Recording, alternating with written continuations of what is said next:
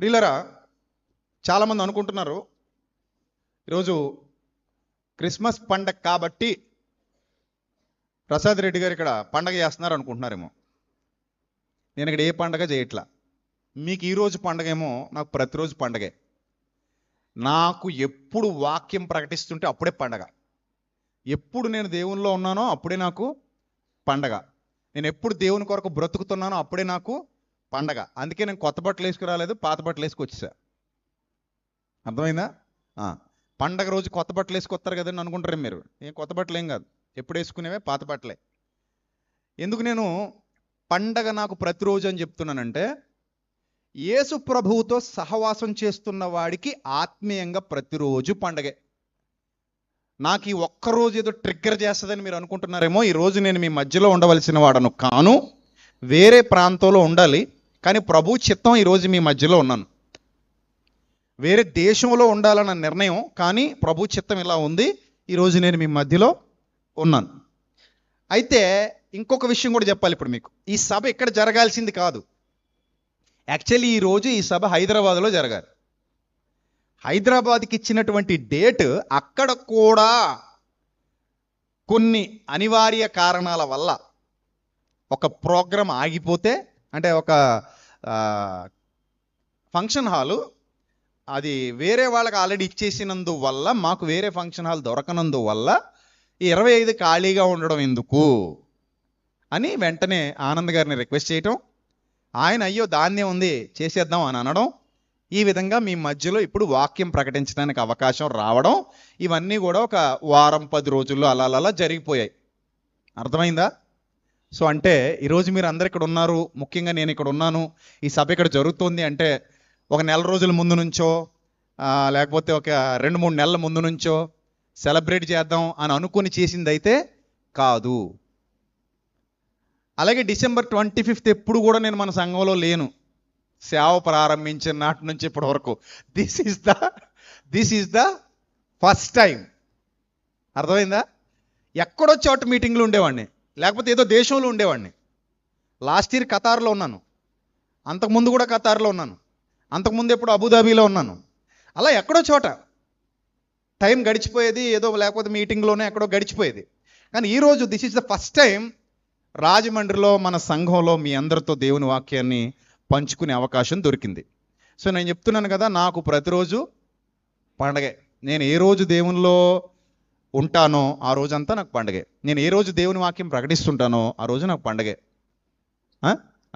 So ఇంకొక విషయం ఏంటంటే, అలా కాదండి మరి రోజు బిర్యానీ తింటాం కదా పండగ కదా అంటే, బిర్యానీ తినని రోజు ఏముంది చెప్పండి క్రైస్తవుల్లో? చెప్పండి. అంటే బిర్యానీ తింటే పండగ కాదు, కొత్త బట్టలు వేసుకుంటే పండగ కాదు. పండగ ట్రిగ్గర్ అవ్వడానికి మనకి ఏ పాయింట్ ఆఫ్ వ్యూ లేదు. ఒకే ఒక పాయింట్ ఉంది, క్రీస్తులో నేను నిలబడి ఉన్నాను అని అంటే ఆ రోజు మీకు పండగే. మళ్ళీ చెప్తున్నా, క్రీస్తులో మీరు నిలబడి ఉన్నారు అనే భావన మీ మనసుకి ఎప్పుడు కలుగుతుందో ఆ రోజు మీకు పండగే. ఏ రోజైతే మీరు క్రీస్తులో లేవు అన్న భావన మీ మనసు మీకు చెబుతుందో అది మీకు దండగే. అది పండగైనా దండగే. నా పాయింట్ అర్థమైందా మీకు? క్రీస్తులో లేనోడికి పండగ కూడా దండగే. క్రీస్తులో లేను అనే భావన హృదయం ఎప్పుడైతే మీకు ఇస్తుందో ఆ రోజు పండగ ఉన్నా దండగే. క్రీస్తులో ఉన్నానన్న భావన ఉంటే ఆ రోజే ఏమైనా పండగే. బాధాకరమైన పరిస్థితులు ఉన్నా పండగే, ఇరుకులు ఇబ్బందులు శ్రమలు శోధనలు ఉన్నా కూడా పండగే. అందుకే అన్నాడు, ప్రభువునందు ఆనందించండి, ఎల్లప్పుడూ ఆనందించండి. అప్పుడప్పుడునా? ప్రభువునందు ఎప్పుడు ఆనందించాలి? ఎల్లప్పుడూ అంటే డిసెంబర్ 25, ఎల్లప్పుడూ అంటే డిసెంబర్ 31, ఎల్లప్పుడూ అంటే జనవరి 1, మరి ఇంకెప్పుడు? అదనమాట. గుడ్ ఫ్రైడేకి ఈస్టర్కి కాదు. వాళ్ళు నిజమైన క్రైస్తవులు కాదు. నిజమైన క్రైస్తవులు ఎవరంటే మాకు డేట్లతో పని లేదు. అర్థమైందా? సమయమనక అసమయమనక ఎల్లప్పుడూ ప్రభువునందు ఆనందించండి, ఎల్లప్పుడూ ఆనందించండి. మీరు అనొచ్చు, ఏమండి మన బర్త్డే రోజే కదండి మనం ఆనందిస్తాం అనొచ్చు. ఇప్పుడు మన బర్త్డే రోజే మనం ఆనందిస్తాం. అసలు ఒక మాట మీకు చెప్తాను, మన బర్త్డే ఒక్కరోజే వస్తుంది. కానీ క్రీస్తులో ఆనందించడానికి బర్త్డేలు ప్రతిరోజు వస్తాయి. ఎందుకంటే బాప్తిస్మం పొందేవాళ్ళు ప్రతిరోజు ఎక్కడో చోట మనకి తారసపడుతూనే ఉంటారు. అంటే క్రీస్తు ద్వారా ఒకడు జన్మించటానికి సమయం అనేది లేదు, అసమయం అనేది లేదు. ప్రతిరోజు మనం బాప్తిస్మాలు ఇస్తూ పోవచ్చు, వాటికి ముహూర్తాలు ఉండవు. ఈరోజు నువ్వు క్రీస్తులో జన్మించావనుకో, ఈరోజు నీ బర్త్డే. ఈరోజు నువ్వు జన్మించావనుకో, నీ బర్త్డే. మరొకరు జన్మించారనుకో, వాళ్ళ బర్త్డే. ఇలా ప్రతిరోజు జన్మిస్తూ ఉంటే ఆ రోజు ప్రభుకు ఆనందమే. ఒక్క పాపి మారు మనసు పొందితే పరలోకలో దూతలు ఎదుట గొప్ప సంతోషము అన్నాడా లేదా? లోకాసు వార్తలో అన్నాడా? 15వ అధ్యాయం 7వ వచనం చదవండి ఒకసారి. లూకాసు వార్త 15వ అధ్యాయము 7వ వచనం. అటువలే మారు మనసు అక్కర్లేని 99 మంది నీతిమంతుల విషయమై కలుగు సంతోషం కంటే మారు మనసు పొందే ఒక్క పాపి విషయమై పరలోకమందు ఎక్కువ సంతోషం కలుగును. పరలోకల పండగ జరుగుద్దట ఎప్పుడు చెప్పండి? ఎప్పుడు పరలోకల పండగ? ఎప్పుడమ్మా? ఒక్క పాపి మారు మనసు పొందితే పరలోకల పండగ. ఇప్పుడు పాపి ప్రతిరోజు ఎవడో ఒక పాపిని నువ్వు మార్చి వాడికి రక్షణ రుచి చూపిస్తున్నావంటే పరలోకలో ప్రతిరోజు పండగనా? చెప్పండి. ఎస్, ప్రతిరోజు పండగ పరలోకంలో. అందుకే నేను అన్నాను, నా వాక్యం ప్రతిరోజు ఎవరో ఒకరు వింటూనే ఉంటారు. నాకు ప్రతిరోజు ఎక్కడో చోట నుంచి మినిస్ట్రీ కాల్స్ వస్తూనే ఉంటాయి. ఎవరో ఒకరు మన వీడియోల క్రింద కామెంట్లు పెడుతూనే ఉంటారు. ఇంకా గొప్ప విచిత్రం ఏంటంటే మన సంఘానికి ఉన్న ప్రత్యేకత, ప్రతి ఆదివారం మ్యాక్సిమం బాప్తిస్మాలు ఇస్తాం. మ్యాక్సిమం 52 ఆదివారాలు కదా మనకి. మన కుండీలో ప్రతి వారం ఎవరో ఒకరు మునుగుతూనే ఉంటారు, అంటే క్రొత్తగా జన్మిస్తూనే ఉంటారు. అంటే దాని అర్థం ప్రతి ఆదివారం 52 ఆదివారాల్లో మ్యాక్సిమం 50 ఆదివారాలు బాప్తిస్మాలు జరుగుతూనే ఉంటాయి. ఇక సెమినార్ అనుకోండి, దాదాపు 70-80 బాప్తిస్మాలు ఉంటాయి, ఒకసారి 100 కూడా ఉంటాయి ప్రతి సంవత్సరం సెమినార్లో. దీన్ని బట్టి మీరు అంచనా వేయండి, ప్రభువుకు అసలైన సంతోషాన్ని ఏ క్రైస్తవుడు ఇవ్వగలుగుతాడో అతనికి ఆ రోజే నిజమైన పండగ. ఇది ప్రతి క్రైస్తవుడు గుర్తుపెట్టుకుంటే ట్రిగ్గర్ అవ్వం. ఒక డేట్కి ట్రిగ్గర్ అవ్వం. ఒక డేట్కి ట్రిగ్గర్ అవ్వకూడదు అన్యజనుల్లాగా. ఒక పాయింట్కి ట్రిగ్గర్ అవ్వకూడదు. మనకి హ్యాపీనెస్ అనేది మనలోనే ఉంది, సంతోషం ఆనందం మనలోనే ఉంది. ఈ సంతోషం ఆనందం ఎప్పుడు వస్తుంది అంటే దేవుణ్ణి సంతోషపెట్టినప్పుడు వస్తుంది. నువ్వు ఎప్పుడు దేవుణ్ణి సంతోషపెడితే అప్పుడు నీకు ఆశీర్వాదం. నువ్వు ఎప్పుడు దేవుని సంతోషపెడితే అప్పుడు నీకు దీవెన. నువ్వు ఎప్పుడు దేవుని సంతోషపెడితే అప్పుడు నీకు పండగ. అలాంటి పండగ వైబ్రేషన్స్ పాపి మారిన ప్రతిసారి మనలో రావాలి. అర్థమైందమ్మా? అలాంటి వైబ్రేషన్స్ రావాలి. సో మీరు ఎప్పుడు అలా ఉండాలి. ఇంకొక విషయం చెప్తాను. ఈరోజు ఒక దాని ఏమంటారు పేపర్ క్లిప్ చూసి నేను చాలా ఆశ్చర్యపోయాను. ఆ పేపర్ క్లిప్ ఏంటంటే, ప్రేమ సామరస్యతలను చాటేవి యేసుక్రీస్తు బోధనలు అని ప్రధానమంత్రి నరేంద్ర మోదీ గారు స్టేట్మెంట్ ఇచ్చారు. ఏంటట? ప్రేమ సామరస్యతలను చాటేవి యేసుక్రీస్తు బోధనలు అని మన భారతదేశ ప్రధానమంత్రి నరేంద్ర మోదీ గారు. ఈయన ఏం చెప్పారంటే, ఢిల్లీలో యేసుక్రీస్తు బోధనలు ప్రజల్లో సౌభ్రాతృత్వాన్ని, ప్రేమను, సామరస్యతలను పెంచుతాయని ప్రధాని నరేంద్ర మోదీ పేర్కొన్నారు. ఈ స్ఫూర్తిని బలోపేతం చేసేందుకు అందరం పాటు పడాల్సిన అవసరం ఉందన్నారు. Thank you sir. Catholic bishops conference of India ఆధ్వర్యంలో సోమవారం ఢిల్లీలో జరిగిన క్రిస్మస్ ముందస్తు వేడుకల్లో ఆయన ప్రసంగించారు. సమాజంలో హింసను ప్రేరేపించి అవాంతరాలు కల్పించాలనే ప్రయత్నాలు జరిగినప్పుడు నా హృదయం ఎంతో వేదనకు గురవుతూ ఉంటుంది అని, ఇటీవల జర్మనీలో శ్రీలంకలో క్రైస్తవులపై జరిగిన దాడులు కలిచివేశాయి.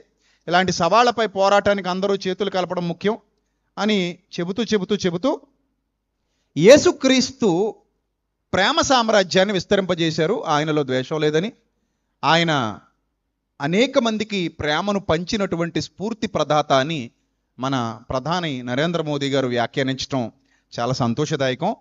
మోదీ గారు ఈ చక్కటి ఆలోచనతో ఉన్నారు, కానీ చాలామంది అజ్ఞానులు మోదీ గారి భావజాలాన్ని అర్థం చేసుకోలేకపోతున్నారు.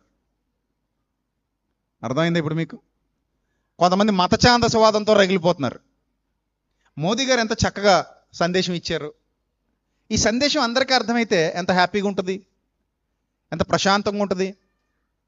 ఈరోజు క్రిస్మస్ అనగానే క్రీస్తు జన్మించారు అనే కాన్సెప్ట్ మీద క్రైస్తవులు వారి వారి సంఘాలలో సెలబ్రేషన్స్ చేసుకుంటున్నారు. వారి వారి పరిధిలో వారు ఆనందిస్తున్నారు, సంతోషిస్తున్నారు. అంటే అది వాక్యానుసారంగా కొందరు ఉంటున్నారు, వాక్య వ్యతిరేకంగా మరికొందరు ఉంటున్నారు. వాళ్ళని పక్కన పెడితే ఈ టైంలో చాలామంది మత ఉన్మాదులు డిసెంబర్ 25నే మీ యేసుప్రభు పుట్టాడని నిరూపిస్తే ₹1,00,000 ఇస్తానని ఒకడు, 10 లక్షలు ఇస్తానని ఒకడు, గోచి మొలతాడు లేనోడు. అసలు ఆడికి ఎందుకంత బాధ కలిగిందో నాకు అర్థం కావట్లా. నీకేంటి బాధ? నిన్ను ఎవరేమన్నారు? నిన్ను ఏమైనా క్రైస్తవులు ఏమైనా అన్నారా? నిన్ను ఏమైనా ఇబ్బంది పెట్టారా? నీ గురించి ఏమైనా తప్పుగా మాట్లాడారా? నీ గురించి ఏమైనా చులకం చేశారా? ఏమీ లేదు కదా. వాళ్ళ దారిలో వాళ్ళు వెళ్ళిపోతుంటే నువ్వెందుకు రాళ్ళు వేస్తావు? మోదీ గారిలాగా ఇలాంటి మంచి మనసుతో నువ్వు ఉండొచ్చుగా. ఆ మోదీ గారు ఫోటో పెట్టుకుంటారు మళ్ళీ ఇళ్లలో కొందరు, అది బాధేస్తుంటుంది. మోదీ గారు ఫోటో పెట్టుకుంటారు, మేము బీజేపీ పార్టీ అని చెప్తుంటారు కొందరు, అందరూ కాదు. మోదీ గారి మీద చక్కగా మాడతారు, వాళ్ళేమో క్రైస్తవుల మీద లేనిపోని విధంగా బురద చల్లటానికి ప్రయత్నం చేస్తుంటారు. కాబట్టి ఇక్కడ మనం గమనించాల్సిన విషయం ఏంటంటే, ఎందుకు నిషేధింపబడిన వాడుగా, ఎందుకు తృణీకరింపబడిన వారుగా, ఎందుకు అవమానాలకు ఎంచబడిన వారుగా, లోకము నన్ను ద్వేషించేను గనుక మిమ్మల్ని కూడా ద్వేషిస్తుంది అని ప్రభు చెప్పినట్టుగా అసలు ఈ వైషమ్యాలను ఎందుకు క్రియేట్ చేస్తున్నారు కొంతమంది? యేసుక్రీస్తు అంటే ఎందుకు కొంతమందికి నచ్చట్లేదు? క్రైస్తవులంటే ఎందుకు కొంతమందికి నచ్చట్లేదు? అందరికి కోసమా? చాలామంది మనతో చాలా ప్రేమగా ఉంటారు. ముఖ్యంగా హైందవ సోదరులు కానీ ఇస్లాం సోదరులు కానీ మనతో చాలా ప్రేమగా ఉంటారు. వాళ్ళలో చాలామంది మనల్ని అభిమానిస్తారు. వాళ్ళలో మత సామరస్యం వెల్లివిరుస్తూ ఉంటుంది. ఈరోజు చాలామంది, నేను ఒక మాట చెప్తున్నాను గొప్పగా, ఈరోజు చాలామంది ఇతర విశ్వాసాలకు చెందినటువంటి సోదరులు క్రిస్మస్ శుభాకాంక్షలు మీకు చెప్పారా, చెప్పలేదా? నాకు ఇతర విశ్వాసాలకు చెందినవారు, హిందువులు కానివ్వండి, ఇస్లాం వారు కానివ్వండి, మాకు క్రిస్మస్ శుభాకాంక్షలు చెప్పారు, మా ఫ్రెండ్స్ ఉన్నారా, అలాంటి వాళ్ళలో మా బంధువులు ఉన్నారన్న వాళ్ళు చేయి చూపించండి ప్లీజ్. చేయి చూపించాలి ప్లీజ్, బయట నుంచి లోపల వరకు. నాకు కూడా చెప్పారు ఈరోజు. చూసారా ఎంత మంచి మనసు వాళ్ళది. మరి వాళ్ళది ఏదైనా జరిగితే మీరు చెప్తారా అంత మంచి మనసుతో? అబ్బే మేము చెప్పమంటారా? ఇప్పుడు రేపు పొద్దున సంక్రాంతి వస్తుంది, హ్యాపీ సంక్రాంతి అని అంటారేంటి మీరు? అనరా? అంత దుర్మార్గులా? మన విశ్వాసం కాకపోయినప్పటికీ భారతీయులుగా, భారతదేశం నా మాతృభూమి, భారతీయులందరూ నా సహోదరులు, నేను నా దేశమును ప్రేమిస్తున్నాను ప్రతిజ్ఞ చేశాంగా, రైట్. ఇప్పుడు ఆ ప్రతిజ్ఞ కట్టుబడి వాళ్ళని క్రిస్మస్ శుభాకాంక్షలు చెప్పినప్పుడు నువ్వు అదే ప్రతిజ్ఞ కట్టుబడి భారతీయుడిగా, భారతీయురాలిగా సాటి భారతీయుడి విశ్వాసాన్ని గౌరవిస్తూ, బ్రదర్ నేను క్రిస్మస్ చేసుకుంటున్నాను, నువ్వు నాకు హ్యాపీ క్రిస్మస్ చెప్పావు. అని నేను క్రిస్మస్ చేసుకోవట్లేదు, నాకు ప్రతిరోజు క్రిస్మస్సే, అయినా కూడా నువ్వు నాకు హ్యాపీ క్రిస్మస్ చెప్పావు, సరే నేను నీకు హ్యాపీ సంక్రాంతి చెప్తున్నా, అక్కడతో అయిపోయింది. నువ్వు అంత మాత్రం నువ్వు క్రిస్మస్ చెయ్యవు, నేను సంక్రాంతి చేయను. మాట వరుసకి నువ్వు భారతీయుడిగా నాకు చెప్పావు, నేను భారతీయుడిగా నీకు చెప్పాను. నువ్వు భారతీయురాలిగా నాకు చెప్పావు, నన్ను క్రైస్తవ విశ్వాసాన్ని గౌరవించి, నేను భారతీయురాలిగా నీకు చెప్పాను నీ హిందూ విశ్వాసాన్ని, ఇస్లాం విశ్వాసాన్ని గౌరవించి. అక్కడితో ఎంత ప్రేమగా ఒకరి దారిలో మరొకరు వెళ్ళిపోయాం. మత సౌభ్రాతృత్వం వెళ్ళి విరుస్తోంది, అవునా కాదా? అది కావాలి. ఈరోజు మీరే చెప్తున్నారు, చేతులు ఎత్తారు అందరూ, మాకు అన్యులైన సోదరులు చాలామంది మాకు శుభాకాంక్షలు చెప్పారండి అని. మరి అదే మనసు మీరు కలిగి ఉండండి, అర్థమైందా? అప్పుడు ఎలాంటి మత కొల్లాలు ఎప్పుడు జరగవు, మనకు అవి వద్దు. ప్రభువు వాక్యాన్ని ప్రకటించడం మాత్రమే మన పని. ఆకర్షించుకునే పని మనది కాదు, ఎవరిది? దేవునిది. ఎవరికి అది అవసరం వాళ్ళ హృదయాల్లోకి వెళ్తుంది. ప్రభు ఎవరి హృదయాలు తెరవాలో వాళ్ళ హృదయాలు తెరుస్తారు. ఎవరు ప్రభులో జన్మించాలో వాళ్ళు జన్మిస్తారు. వాళ్ళు ప్రభు దగ్గర రావాలనుకుంటే ఎవడు ఆపలేడు, వాళ్ళు వస్తారు. అది వాళ్ళ ఇష్టం, ఇందులో బలవంతం ఏమీ లేదు. మనం ఎవరిని ఎప్పుడు బలవంత పెట్టం, ఎవరిని ఎప్పుడు బలవంత పెట్టే అధికారం మనకు లేదు, అర్థమైందా? సో కూడా వాళ్ళు రావాలనుకుంటే వాళ్ళు వస్తారు, అది వాళ్ళ ఇష్టం. మనం ఎవరిని బాధ పెట్టం, తక్కువ చేయం, ఇబ్బంది పెట్టం, అలాగని వాళ్ళ విశ్వాసాలను కించపరచం. భారతీయుడిగా మన పాత్ర మనం పోషిస్తాం, క్రైస్తవుడుగాను మన పాత్ర మనం పోషిస్తాం. రెండు మన పాత్రలే. భారతీయుడి పాత్ర మనం పోషించాలి, క్రైస్తవుడి పాత్ర మనం పోషించాలి, అర్థమైందా? ఇప్పుడు ఒక ఎస్ఐ గారు ఉన్నారనుకోండి, పోలీస్ స్టేషన్లో ఎస్ఐ కటువుగా ఉంటాడు, ఇంటికి వచ్చి భార్య దగ్గర పిల్లల దగ్గర కూడా ఎస్ఐ అనేటి చెప్పండి. ఇంటి దగ్గర పిల్లల దగ్గర భార్య దగ్గర ఎస్ఐగా ఉంటాడా? ఉండడు. ఎస్ఐగా ఎక్కడ ఉంటాడు? పోలీస్ స్టేషన్లో ఉంటాడు, దొంగల దగ్గర ఉంటాడు. ఇంక భార్య దగ్గర లాఠీ పట్టుకుని వస్తాడేటి? పిల్లల దగ్గర లాఠీపట్టు తిరుగుతాడా? ఉండదు. ఇక్కడ తండ్రిగా ఉంటాడు, భర్తగా ఉంటాడు. అక్కడ మాత్రం ఎలా ఉంటాడు? పోలీసుగా ఉంటాడు. అలాగే నువ్వు సమాజంలో భారతీయుడిగా, భారతీయురాలిగా ఉండు. అలాగే విశ్వాసాన్ని బట్టి క్రైస్తవుడిగా, క్రైస్తవురాలిగా ఉండు. భారతీయత మనదే, చట్టాన్ని గౌరవిస్తున్నాం, రాజ్యాంగాన్ని గౌరవిస్తున్నాం. అలాగే క్రైస్తవుడుగా మన విశ్వాసం మనదే, బైబిల్ని గౌరవిస్తున్నాం, దేవుని ఆజ్ఞల్ని గౌరవిస్తున్నాం.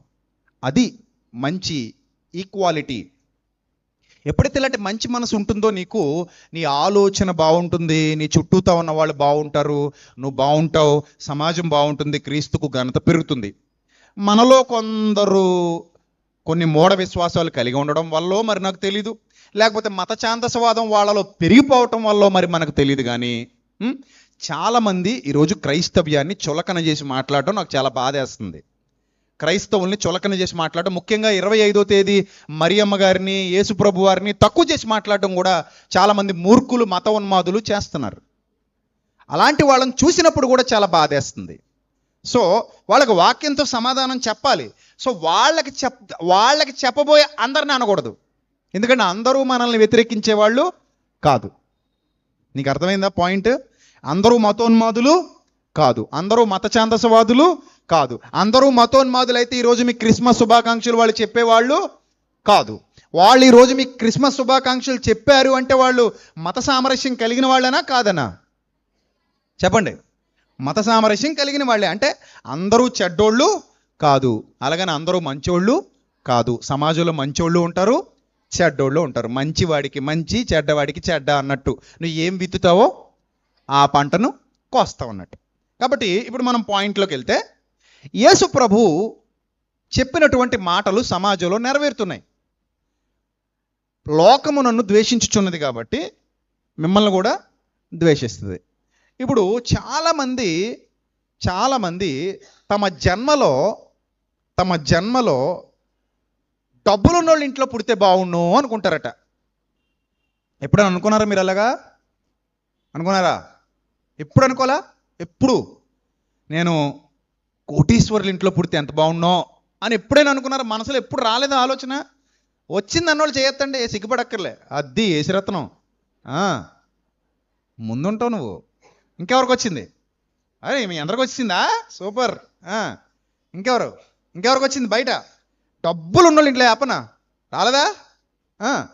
డబ్బులు ఉన్నోళ్ళు ఇంట్లో పుడితే బాగుండని ఎప్పుడైనా అనుకున్నారా?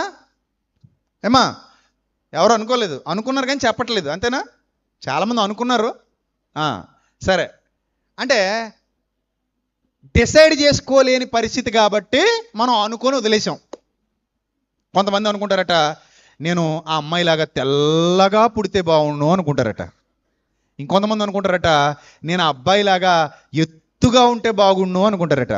ఇంకొంతమంది అనుకుంటారట, నేను ఆ అబ్బాయిలాగా లేదా అమ్మాయిలాగా స్లిమ్గా పుడితే బాగుండు, వాళ్ళ ముక్కులో నా ముక్కు ఉంటే బాగుండు, వాళ్ళ నోరులో నా నోరు ఉంటే బాగుండు, ఇలాగ అనుకుంటారట చాలామంది. అయితే అనుకోవడంతోనే ఆగిపోతారు. ఎందుకు? వాళ్ళ చేతుల్లో ఏమీ లేదు కాబట్టి. అలాగే నేను పలానా దేశంలో పుడితే బాగుండు, పలానా ఇంట్లో పుడితే బాగుండు, పలానా వ్యక్తిగా పుడితే బాగుండు, వాళ్ళ కడుపును పుడితే బాగుండు, వీళ్ళ కడుపును పుడితే బాగుండు అనుకోవడం తప్పితే చెప్పండి, మన చేతుల్లో ఏమీ లేదు. మనం మనుషులం కాబట్టి అనుకుంటాం తప్ప పుట్టలేం. అనుకుంటాం కానీ ఏం చేయలేం, పుట్టలేం. ఇప్పుడు అందరికీ ఉండదు, మా యేసురత్నానికి హృతిక్ రోషన్ లాగా ఉంటే బాగుండు అనిపిస్తుంది. అవుతుందా? అవదు కదా మరి. సరే, ఎవరి స్ట్రక్చర్ వాళ్ళది, నిర్ణయం ఎవరిది? దేవుడిది. నిర్ణయం ఎవరిది? దేవుడిది. సో ఇప్పుడు యేసు ప్రభు కూడా మనలాంటోడేనా? మీరు చెప్పండి మనలాంటోడా? ఆయన పుట్టాలనుకుంటే హేరోదు ఇంట్లో పుట్టలేడా? మనం పుట్టలేం, అనుకుంటాం కానీ అవదు. ఆయన అనుకుంటే అవుతుందా అవదా? దారికి వచ్చారు. మీకు అర్థమవుతుంది విషయం. నేను చెప్పిన ఉదాహరణ మీకు అర్థమవుతుంది. మనం అనుకుంటే అవదు, ఆయన అనుకుంటే ఖచ్చితంగా అవుతుంది. ఎందుకంటే కలిగినది ఏది ఆయన లేకుండా కలగలేదు కాబట్టి. ఇప్పుడు హేరోదు రాజు ఇంట్లో పుట్టాలని యేసుప్రభు అనుకుంటే పుట్టగలడా? పుట్టలేడా? పుట్టగలడు. కైసర్ ఇంట్లో పుట్టాలి, కైసర్ చక్రవర్తి, రోమా చక్రవర్తి ఇంట్లో పుట్టాలని అనుకుంటే పుట్టగలడా? పుట్టలేడా? పుట్టగలడు. బాగా కోటీశ్వరుడి ఇంట్లో పుట్టాలనుకుంటే పుట్టగలడు. బాగా అందంగా పుట్టాలనుకుంటే పుట్టగలడు. మంచి ప్లేస్లో పుట్టాలనుకుంటే, మంచి ఇంట్లో మంచి జాతిలో పుట్టాలనుకుంటే, ఇవన్నీ ఆయన చేతిలోవే, అన్నీ ఆయన చేతిలోవే. కానీ విచిత్రం ఏంటి చెప్పనా? అన్నీ ఆయన చేతిలో ఉండి కూడా ఆయన రిచ్ ఎంచుకోకుండా పూర్ ఎంచుకున్నాడు. ఎందుకంటారు? ఆయన రిచ్ క్వాలిటీస్ ఎంచుకోకుండా ఏ క్వాలిటీస్ ఎంచుకున్నాడు? Poor poor poor, very poor, very cheap, very poor, very cheap. అక్కడికి వచ్చి ఆగాడు. అసలు ఆయన ది బెస్ట్ ఎంచుకోవచ్చు కదా. అప్పుడప్పుడు చాలామంది గురించి మాట్లాడుతుంటారు, ఆయన గోల్డెన్ స్పూన్తో పుట్టాడండి. ఏ స్పూన్ అట? Golden spoon. ఎవరినంటారు వాళ్ళని? సెలబ్రిటీల కొడుకుల్ని, సెలబ్రిటీల కూతుళ్ళని. గోల్డెన్ స్పూన్తో పుట్టిందండి ఈమె, గోల్డెన్ స్పూన్తో పుట్టాడండి ఈయన అంటే వాళ్ళ నాన్న అపర కుబేరుడు, ఆయన కడుపును పుట్టాడు కాబట్టి గోల్డెన్ స్పూను అంటారు. వాళ్ళు కూడా డిసైడ్ చేసుకుంటే అవ్వలేదు, దేవుడు పుట్టించాడు అంతే. కానీ ఇక్కడ యేసు ప్రభు డిసైడ్ చేసుకుని వచ్చాడు. నా పాయింట్ మీకు అర్థం కావాలి, నా పాయింట్ మీకు అర్థం కావాలి. ఆయన డిసైడ్ చేసుకుని పుట్టాడు. దాని గురించి పౌలు భక్తుడు ఎంత చక్కటి మాట రాశాడంటే, ఫిలిప్పీ పత్రిక 2వ అధ్యాయము 6వ వచనం అందరూ చూడండి. దాని గురించి పౌలు భక్తుడు ఎంత చక్కటి విషయాన్ని రాశాడంటే, ఆయన దేవుని స్వరూపము కలిగిన వాడై ఉండి, ఎలాగట? దేవునితో సమానముగా ఉండుట విడిచిపెట్టకూడని భాగ్యమని ఎంచుకొనలేదు గాని, మనుష్యుని పోలికగా పుట్టి దాసుని స్వరూపాన్ని ధరించుకుని. అబ్బా ఏ స్వరూపం అంటే ఇప్పుడు? యజమానుడి స్వరూపాన్ని ధరించుకోవచ్చుగా. భూమి మీద దాసులే ఉంటారా? యజమానులు ఉండరా? ఉంటారా? యజమానులు ఉంటారా? కానీ ఏ స్వరూపం కావాలనుకున్నాడట? దాసుడి స్వరూపం, యజమానుడి స్వరూపం వద్దనుకున్నాడట. దాసుడి స్వరూపమే సెలెక్ట్ చేసుకున్నాడు. సెలక్షన్ అయిందే. ఇప్పుడు బట్టల షాప్కి వెళ్తారమ్మా, సెలక్షన్ ఎవరిది? మీదా కొట్టోడిదా? కొట్టోడిది కొంటారేటి? కొట్టోడు సెలక్షన్ అనుకోండి, ఏవి వెళ్ళట్లేదా ఇచ్చేస్తాడు మీకు. ఏవి వెళ్ళకుండా మూల ఉండిపోయో ఆ రంగులు ఇచ్చేస్తాడు మీకు, చీకిపోయినవి చిరిగిపోయినవి ఇచ్చేస్తాడు మీకు. అవునా? అందుకని వాడి సెలక్షన్ కాదు, డబ్బులు మనం ఇస్తున్నాం కాబట్టి సెలక్షన్ ఎవరిది? మందే. నచ్చిన చీర, నచ్చిన డ్రెస్, నచ్చిన షర్ట్, నచ్చిన ప్యాంటు మనం కొనుక్కుంటాం. సెలక్షన్ మందే. మరి ఇప్పుడు యేసుప్రభు వారి సెలక్షన్ చేసుకునే అవకాశం ఉందా లేదా చెప్పండి మీరు నాకు. ఉందమ్మా? ఎక్కడ పుట్టాలో సెలెక్ట్ చేసుకోవచ్చు, ఎలా పుట్టాలో సెలెక్ట్ చేసుకోవచ్చు, ఏ ఆకారంలో పుట్టాలో సెలెక్ట్ చేసుకోవచ్చు. అంతా ఆయన ఇష్టమే, అంతా ఆయన ఇష్టం. అలాంటి సంపూర్ణ అధికారం ఉండి కూడా దేని సెలెక్ట్ చేసుకున్నాడు? దాసుని స్వరూపాన్ని సెలెక్ట్ చేసుకున్నాడు. Note this point. నెంబర్ 2, తర్వాత తనను తానే ఎలా చేసుకున్నాడట? రిక్తుడు అంటే అర్థం ఏంటో తెలుసా? రిక్తుడు అంటే ఏంటి అర్థం చెప్పండి? రిక్తుడు అంటే వట్టి చేతులతో వచ్చినవాడు, వట్టి చేతులు గలవాడు. రిక్తుడు అంటే వట్టివాడు. రిక్తుడు అంటే అర్థం ఏంటి? వట్టివాడు, ఏమీ లేనివాడు, ఏమీ లేనివాడు. రిక్తుడు అంటే అప్పుడప్పుడు చూడండి, చేతిలో పైసా లేదంటాం కదా. చేతిలో పైసా లేదంటే అర్థం ఏంటి? రక్తహస్తాలు అని, ఏమీ లేదు నీ దగ్గరని. అంటే ఇప్పుడు తనను తానే ఏం చేసుకున్నాడట? రిక్తుడిగా, ఏమీ లేనోడిగా చేసుకున్నాడట. పాయింట్ మీరు అర్థం చేసుకోవాలి. యేసు ప్రభువు తనను తానే ఏమీ లేనివాడుగా చేసుకొని లోకానికి వచ్చాడు. కానీ పాయింట్ ఏంటి? కలిగినవన్నీ ఆయన లేకుండా కలుగలేదట,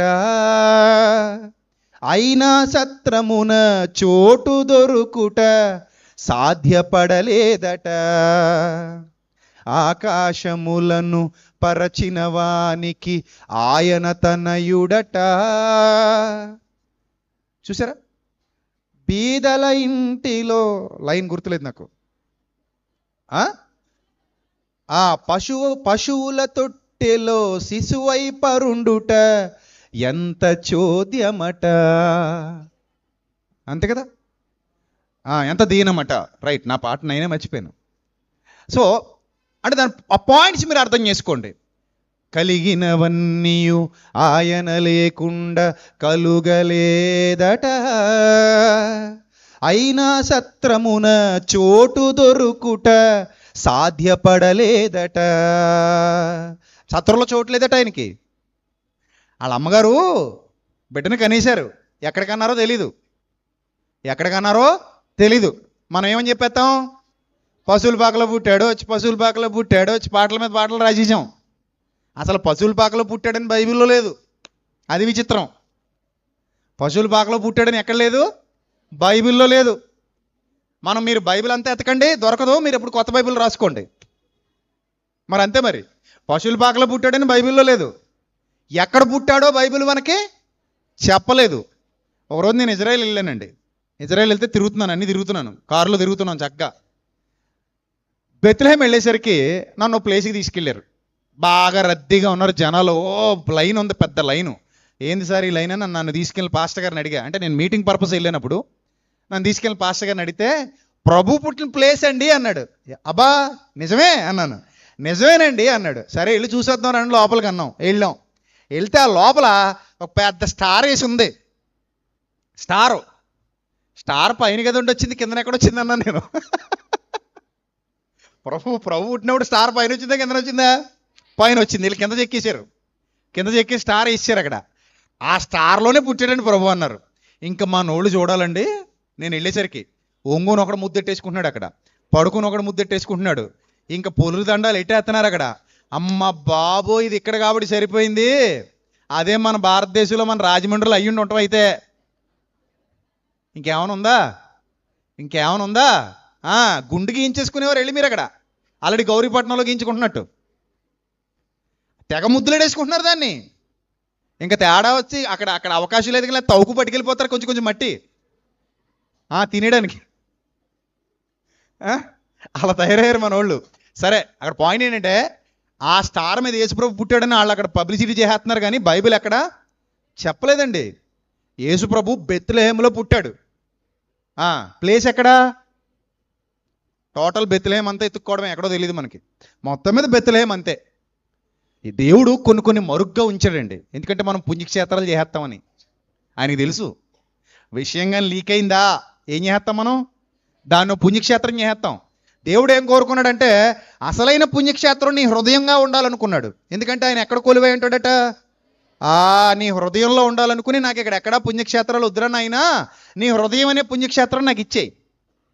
నీ హృదయమే నా పుణ్యక్షేత్రం, నీ హృదయమే నా ఆలయం, నీ హృదయమే దేవుని ఆలయం, నీ దేహమే దేవుని ఆలయం. ఆ పుణ్యక్షేత్రం ఇచ్చారా నాయన అంటే మనం ఏమంటాం?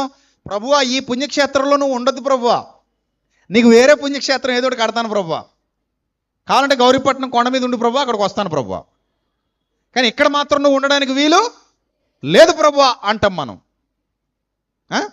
సరే, అక్కడ ముద్దుల మీద ముద్దులు పెట్టేస్తున్నారు, పెద్ద పబ్లిసిటీ జరిగిపోతుంది అక్కడ. పాయింట్ ఏంటంటే, ప్రభు బెత్లెహేములో పుట్టాడు. ప్లేస్ ఎవరికి తెలీదు. పుట్టిన బిడ్డ ఎక్కడ పుట్టాడో తెలీదు. పుట్టేసిన తర్వాత బిడ్డను పొత్తుకుట్టలతో చుట్టి చక్కగా సత్రంలో ఉందామని సత్రానికి వచ్చారు. అర్థమైందా మీకు? సత్రంలోకి బిడ్డతో వచ్చారా, కడుపుతో వచ్చారా? అది గుర్తుపెట్టుకోండి. కడుపుతో రాలా, బిడ్డతో వచ్చారు. బిడ్డతో వచ్చేస్తే వాళ్ళు అన్నారట, ప్లేస్ లేదు ఇక్కడ, గెట్ అవుట్ అన్నారట. అందుకే రాశాను పాటలో, కలిగినవన్నీ ఆయన లేకుండా. సత్రం కూడా ఆయన లేకుండా కలగలేదు. సత్రంలో ఉన్న మనుషులు ఆయన లేకుండా కలగలేదు. ఆ సత్రం కట్టినోడు కూడా ఆయన లేకుండా కలగలేదు. ఆ సత్రానికి పైన ఉన్న చంద్రుడు, కింద ఉన్న భూమి, పైన ఉన్న నక్షత్రాలు, రాత్రి ఏది, పగలేంటి, సముద్రాలేంటి, భూమండలం ఏంటి, ఏది కూడా క్రీస్తు లేకుండా కలగలేదు. ఇప్పుడు పాట పాడండి. కలిగినవన్నీ ఆయన లేకుండా కలుగలేదట, అయినా సత్రమున చోటు దొరుకుట సాధ్యపడలేదట. రిక్తుడుగా చేసుకున్నాడు. రిక్తుడు అంటే ఏమీ వద్దనుకున్నాడు. ఆకాశములను పరచిన వానికి ఆయన తనయుడట, పశువుల తొట్టిలో శిశువై పరుండుట ఎంత దీనమట. మరి నిజమే కదా, ఆకాశాలు పరిచిన వానికి ఆయన తనయుడు, దేవుని కుమారుడు. ఇప్పుడు సత్రానికి వెళ్ళారు, గెట్ అవుట్ అన్నారు. బాబు పచ్చి బాలెంత, ఇందాకనే బిడ్డకి జన్మనిచ్చింది, ప్లీజ్ బాబు చోటు ఇవ్వండి అని అడిగారు. నో నో నో నో మాకే ఖాళీ లేదు ఇక్కడ, మీరు కొత్తగా వస్తే ఎలా కుదురుతుంది, మేము కూడా ప్రజాసంఖ్యలో వ్రాయబడవాలని అనేక ప్రాంతాల నుండి ఇక్కడికి వచ్చాం. రద్దీగా ఉన్నాయి సత్రాలన్నీ, మీకు రూమ్స్ లేవు, ప్లేసెస్ లేవు, మీకు కుదరదు. ఇక్కడ పచ్చి బాలెంతన్నా కుదరదు, ఇంకోటన్నా కుదరదు, గెట్ అవుట్. కనీసం శిశువుకైనా ఇవ్వండి. అసలు శిశువుకి అసలే లేదు, తల్లికే లేదంటే బిడ్డకి ఎక్కడొస్తుంది, పోండి అందరూ పోండి అన్నారు. అలా తృణీకరించబడ్డాడు ఆయన, ప్లేస్ దొరకలేదట. అప్పుడు ఎక్కడ పెడదాం అని వెతుక్కుంటుంటే ఒక పశువుల తొట్టి అప్పుడు దొరికింది. అర్థమైందా? ఇప్పుడు బిడ్డను తీసుకెళ్ళి సత్రం నుంచి వెళ్ళిపోమన్నాక ఎక్కడేశారు చెప్పండి, ఎక్కడేశారు? పశువుల తొట్టిలో వేశారు. మరి పశువులు పాకలో పుట్టాడని మనం ఎట్లా చెప్తున్నాం బైబిల్ చెప్పనప్పుడు? అదొక పెద్ద మిస్టేక్ అనమాట. అర్థమైందా? అంటే మనం బైబిల్ సరిగా చదవట్లేదని అర్థం. మీ డోర్ నెంబర్ ఎంత అండి అంటే 3362 అన్నాం అనుకో, కరెక్ట్గా అంతే ఉందా అక్కడ లేదా అని చూస్తారు ముందు. లేదనుకో, నీ డోర్ నెంబర్ నువ్వు కరెక్ట్ చెప్పినట్ట రాంగ్ చెప్పినట్ట? రాంగ్ చెప్పావంటే నీ డోర్ నెంబర్ నీకే తెలియదు అనమాట. నీ డోర్ నెంబర్ నీకే తెలియకపోతే నవ్వుతారా పొగుడతారా? మరి అంతేనా? అలాగే మన బైబిల్లో ఏముందో మనకు తెలియకపోతే నవ్వుతారు. సరిగ్గా చదవాలి. ఎలా చదవాలమ్మా బైబిల్ని? సరిగ్గా చదవాలి. విను, సరిగ్గా చదవాలి. సో సరిగ్గా చదవకపోతే ఏమైపోతాం? చెడ్డైపోతాం. అవునా? రైట్. ఇప్పుడు ఇంకో పాయింట్ చెప్తాను, జాగ్రత్తగా వినండి. యేసు ప్రభు వారు తనను తాను రిక్తుడిగా చేసుకోవటంలో ఇంకొక పాయింట్ ఏంటంటే, వడ్లవాని ఇంట్లో పుట్టాడట. ఎవరింట్లో? వడ్లవాని ఇంట్లో. ఆ రోజుల్లో Herod most famous person, celebrity. Caesar చక్రవర్తి సెలబ్రిటీ. ఇంకా చాలామంది పెద్ద పెద్ద సెలబ్రిటీలు ఉన్నారు. వాళ్ళలో ఎవరింట్లో అయినా యేసుప్రభు పుడితే ఆటోమేటిక్గా ఆయనకి ఏమొచ్చేస్తుంది? ఘనత వచ్చేస్తుంది. మీరు ఇంకో విషయం చెప్పనా? జ్ఞానులు యేసుప్రభు వారిని వెతుక్కుంటూ ఎవరింటికి వెళ్ళారు? రాజు పుట్టాడని తెలుసుకుని. ఏ రాజు ఇంటికి ఎందుకు వెళ్ళారు అంటే జ్ఞానులు కూడా భ్రమకు గురయ్యారు. జ్ఞానులు కూడా ఒకనొక పాయింట్లో దేనికి గురయ్యారు? భ్రమకు గురయ్యారు. ఏంటా భ్రమ అంటే, రాజు పుడితే బేసిక్గా ఎక్కడ పుడతాడు చెప్పండి, మీరు చెప్పండి. రాజు పుడితే ఎక్కడ పుడతాడు?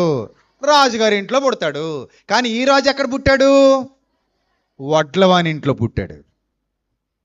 అర్థమైందా మీకు? రాజు పుడితే రాజుగారి ఇంట్లో పుట్టాలి, కానీ ఈ రాజు ఎక్కడ పుట్టాడంటే వడ్లవాని ఇంట్లో పుట్టాడు. అది తనను తానే రిక్తునిగా చేసుకోవటం, తనను తానే తగ్గించుకోవటం, తనను తానే ఏమీ లేనివాడుగా చేసుకోవటం. ఇంకో పాయింట్ చెప్తాను మీకు. ఇప్పుడు యేసు ప్రభు వారు వడ్లవాని ఇంట్లో పుట్టటమే కాదు, ఆయన ఎన్నుకున్న ప్లేస్ కూడా చాలా చీప్ ప్లేస్. ఉదాహరణకి స్టూవర్ట్పురం అనగానే మీకు ఎవరు గుర్తొస్తారు? మళ్ళీ చెప్పండి. ఎందుకు దొంగలు అంటారు స్టూవర్ట్పురం అనగానే? స్టూవర్ట్పురంలో ఒకప్పుడు ఎవరు ఉండేవారట? దొంగలు ఉండేవారట. అందుకే సినిమా కూడా వచ్చింది మా చిన్నప్పుడు, స్టూవర్ట్పురం దొంగని, చిరంజీవి గారిది సినిమా కూడా వచ్చింది. సో అంటే స్టూవర్ట్పురం అనగానే ఆ దొంగలు ఉండే ఏరియా అని బాగా ముద్ర పడిపోయింది. ఆ ముద్ర పడిపోవటం వల్ల స్టూవర్ట్పురం అని పేరు చెప్పుకోవడానికి కూడా చాలామంది ఇష్టపడేవారు కారు, నిజంగానే ఇష్టపడేవారు కాదు. అలాగే కొన్ని ప్లేసెస్ ఉంటాయి. రాజమండ్రిలో కూడా ఒక వీధి ఉంది, ఇప్పుడు నేను చెప్పను బాగోదు. ఆ వీధిలో ఎక్కువ మంది వేశ్యలు ఉండేవారట పూర్వం. వేశ్యలు ఈ రాజమండ్రిలోనే ఒక వీధిలో, ఆ వీధి పేరు మనం చెప్పకూడదు, ఇప్పుడు చెప్తే అక్కడ ఉన్న వాళ్ళు ఫీల్ అవుతారు, అందుకే నేను చెప్పట్లేదు. అక్కడ వేశ్యలు ఉండేవారట. మరి పూర్వం ఇప్పుడు ఉన్నారో లేదో నాకు తెలియదు. ఆ వీధికి చెడ్డ పేరు వచ్చేసింది. ఇప్పుడు ఆ వీధి పేరు చెప్పుకోవడానికి కూడా చాలామంది ఏమవరట? ఇష్టపడరట. అర్థమైందా? అలాగే కొన్ని ఏరియాస్ ఉంటాయి, కొన్ని ఊర్లు ఉంటాయి. ఆ ఊళ్ళకు కూడా కొన్ని చెడ్డ పేర్లు వచ్చేస్తాయి. ఆ పేరు చెప్పుకోవడానికి కూడా చాలామంది ఇష్టపడరు. అర్థమైందా? అలాగే కొన్ని కుటుంబాలు ఉంటాయి. ఆ కుటుంబంలో ఎవరైనా మర్డర్లు చేసిన వాళ్ళు, మానభంగాలు చేసిన వాళ్ళు, ఘోరాలు నేరాలు చేసిన వాళ్ళు, లేదా హీనంగా చూడబడే వాళ్ళు ఉన్నారనుకోండి, ఆ ఇంటి పేరు కానీ, ఆ ఊరి పేరు కానీ, ఆ ఆ వ్యక్తి పేరు కానీ చెప్పుకోవడానికి చాలామంది ఇష్టపడతారా? ఇష్టపడరు. అలాగే యేసుప్రభు వారు కూడా హీనంగా పిలువబడుతున్న ఒక ప్లేస్ని ఎంచుకున్నాడు. బాగా అర్థం చేసుకోండి. ఒక ప్లేస్ని ఎంచుకున్నాడు. కొన్ని ప్లేసెస్ ఎందుకో హీనంగా ఎంచబడతాయి. ఉదాహరణకి శ్మశానం పక్కనే మంచి సైట్ దొరికింది, ఇల్లు కట్టుకుంటారా? ఏ చెప్పండి ఎందుకు? కాలే ప్రతి శవం కనబడతా ఉంటుంది మీకు డైలీ. బాగుంటుంది కదా, బ్యూటిఫుల్ వ్యూ. ఏంటది? బ్యూటిఫుల్ వ్యూ అది. ఉత్తినిస్తానన్నా కూడా మీరు అది తీసుకుంటారా? తీసుకోరు. ఎందుకు? అర్రే పక్కనే శ్మశానం, రోజు ఏదో శవం కాలుతానే ఉంటుంది, మనకంటే కనబడతానే ఉంటుంది. అలాంటి ప్లేస్ డిసైడ్ చేసుకోమంటే మాకొద్దు బాబు, నీ ప్లేస్కి నీకు ఒక దండం, అక్కడ మేము ఉండలేము అంటారు. అంటే ఆ ప్లేస్కి వాల్యూ లేదు. అలాంటి ఒక ప్లేస్ని తన ప్లేస్గా చెప్పుకోవటానికి యేసుప్రభు వారు ఇష్టపడ్డారంటే ఆయన ఎందుకండి ఇంత చీప్గా ప్రతి విషయంలో కిందకి వెళ్ళిపోతున్నాడు? ఎందుకు? ఆయన చేతిలో అన్ని అవకాశాలు ఉన్నాయి. ఆయన కావాలనుకుంటే రాజు కడుపును పుట్టొచ్చు, ఆయన కావాలనుకుంటే యెరూషలేము నడిబొడ్డున పుట్టొచ్చు, ఆయన కావాలనుకుంటే యెరూషలేమునే సొంత ప్లేస్గా చేసుకోవచ్చు. రాజు, అది మహారాజు పట్టణం, అది ఆయన ఏది కావాలనుకుంటే చేసుకోవచ్చు. కలిగినవన్నీ ఆయన లేకుండా కలగలేదు, అంత గొప్పోడైనా.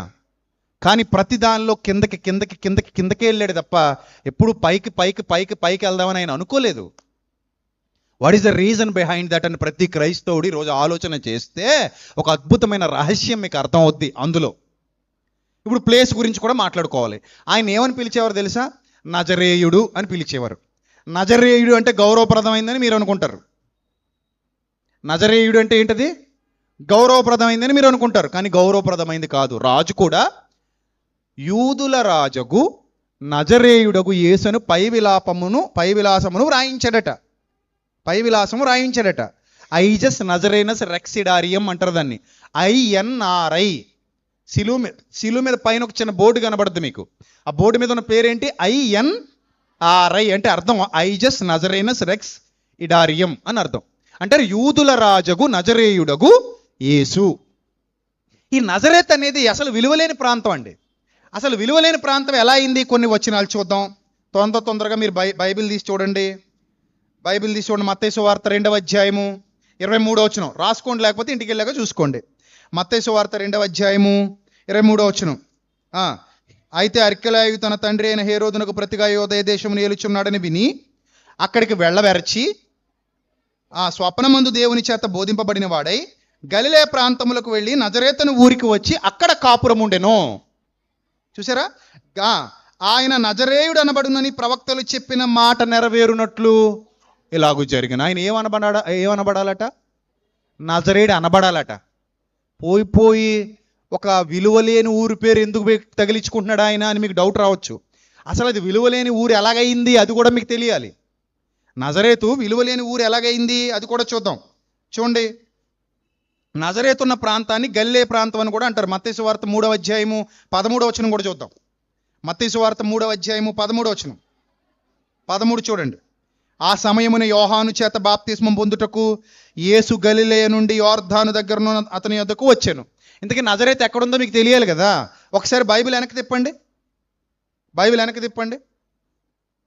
బైబిల్లో క్రొత్త నిబంధన కాలపు పాలస్తీనా అని ఒక పటం ఉంది చూడండి. బైబిల్ తీయాలి అందరూ. వెనకాల మ్యాప్ చూడండి, మ్యాప్. ఆ మ్యాప్లో క్రొత్త నిబంధన కాలపు పాలస్తీనా అని ఒక పటం కనబడిందా? ఏమ్మా కనబడిందా అందరికీ? బైబిల్లో పటం కనబడిందా, కనబడలేదా? కనబడింది. ఆ పటం చూడండి ఒకసారి. గలిలయ ఎక్కడుంది కనిపెట్టారా? ఎక్కడుంది? దొరికిందా పిల్లలు? గలిలయ దొరికిందా? ఎక్కడుంది చూపించండి. మీ బైబిల్లో వేలు పెట్టి చూపించండి, ఇది తిప్పండి. ఎక్కడుంది గలిలయ? Very nice. అందరూ చూపించాలి. దొరికిందా గలిలే మీకు? ఎక్కడుందో అప్పుడు ఆ గలిలే కింద చదవండి ఒకసారి. కొరాజీను దాని కింద, కపెర్నహుము దాని కింద, మగ్దల దాని కింద, కానా అంటే ఏం గుర్తు వస్తుంది మీకు? పోలా కానా అంటే అది నీళ్లను ద్రాక్షారసంగా మార్చినటువంటి ప్లేస్. కనాను కాదు, కానా. తర్వాత కింద తిబెరియా దాని కింద ఏముంది? నజరేతు. అంటే ఇప్పుడు గలిలయ ప్రాంతాలలోనే ఏముంది చెప్పండి, ఏముంది? నజరేతు ఉంది. గలిలయ, నజరేతు రెండు ఒకటే. అర్థమైందా? ఇది ఏ జిల్లా? తూర్పుగోదావరి జిల్లా. రాజమండ్రి ఏ జిల్లా? అంటే తూర్పుగోదావరి జిల్లాకే రాజమండ్రికి సంబంధం ఉందా? ఉందా లేదా? లేదంటారు కొంప తీసి. ఉంది కదా. అలాగే నజరేతుకి గలిలేకి సంబంధం ఉందా? గలిలేయలోనే నజరేతు ఉంది. నజరేతు గలిలేయలో ఉంది. అర్థమైందా? గలిలేయలో నజరేతు ఉంది, నజరేతు గలిలేయలో ఉంది. ఈస్ట్ గోదావరిలో రాజమండ్రి ఉంది, రాజమండ్రి ఈస్ట్ గోదావరిలో ఉంది. రెండు ఒకటే. గలిలేయ నజరేతుకి అవినాభావ సంబంధం ఉన్నట్టే రాజమండ్రికి ఈస్ట్ గోదావరికి అవినాభావ సంబంధం ఉంది. ఇప్పుడు మీకు బాగా అర్థం చేసుకోండి, గలిలయ అని కనబడిన, నజరేత్ అని కనబడిన రెండు ఒకటే ప్రాంతాలు. ఇప్పుడు మత్తయి సువార్త 4వ అధ్యాయం, మత్తయి సువార్త 4వ అధ్యాయంలో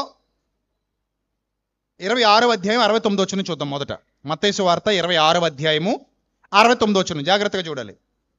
మత్తయి సువార్త 26వ అధ్యాయము 69వ వచనం.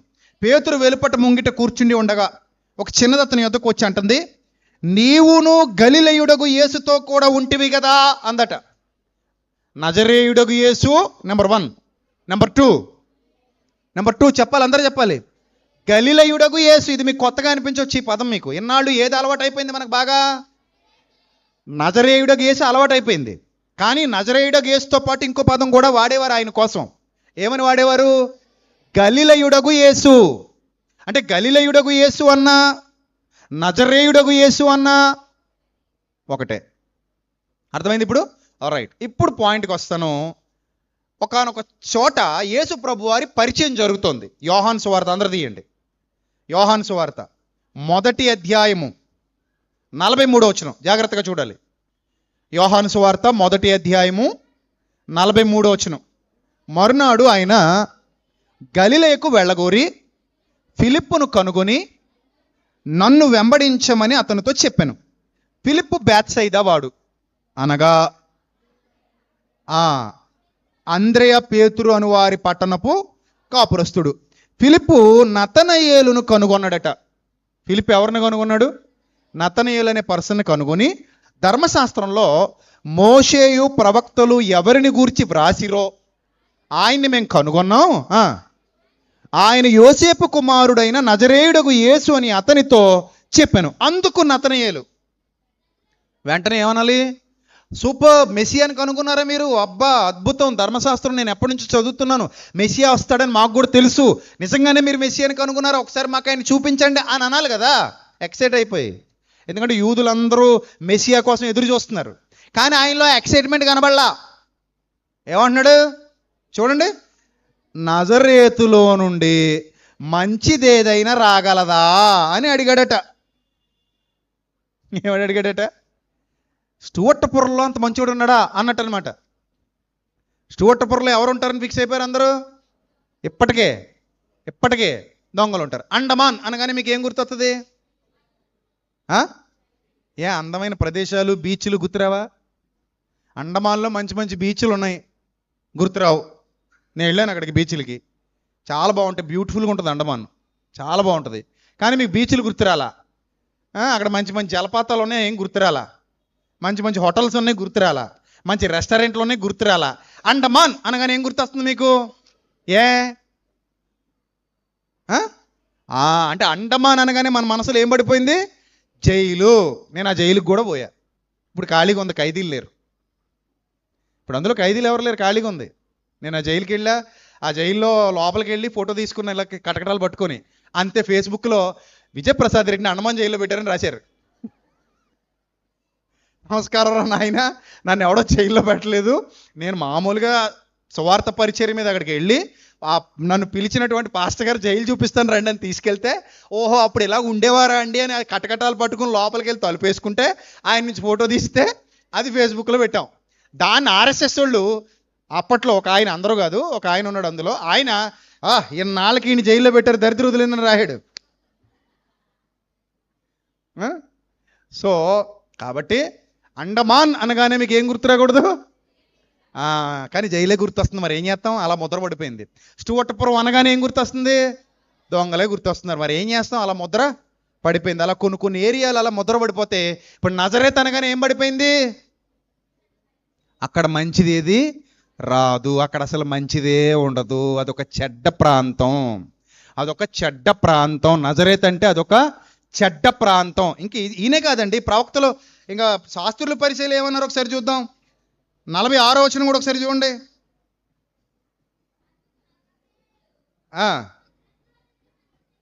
మంచిది ఏదైనా రాగలదా అన్నాడా?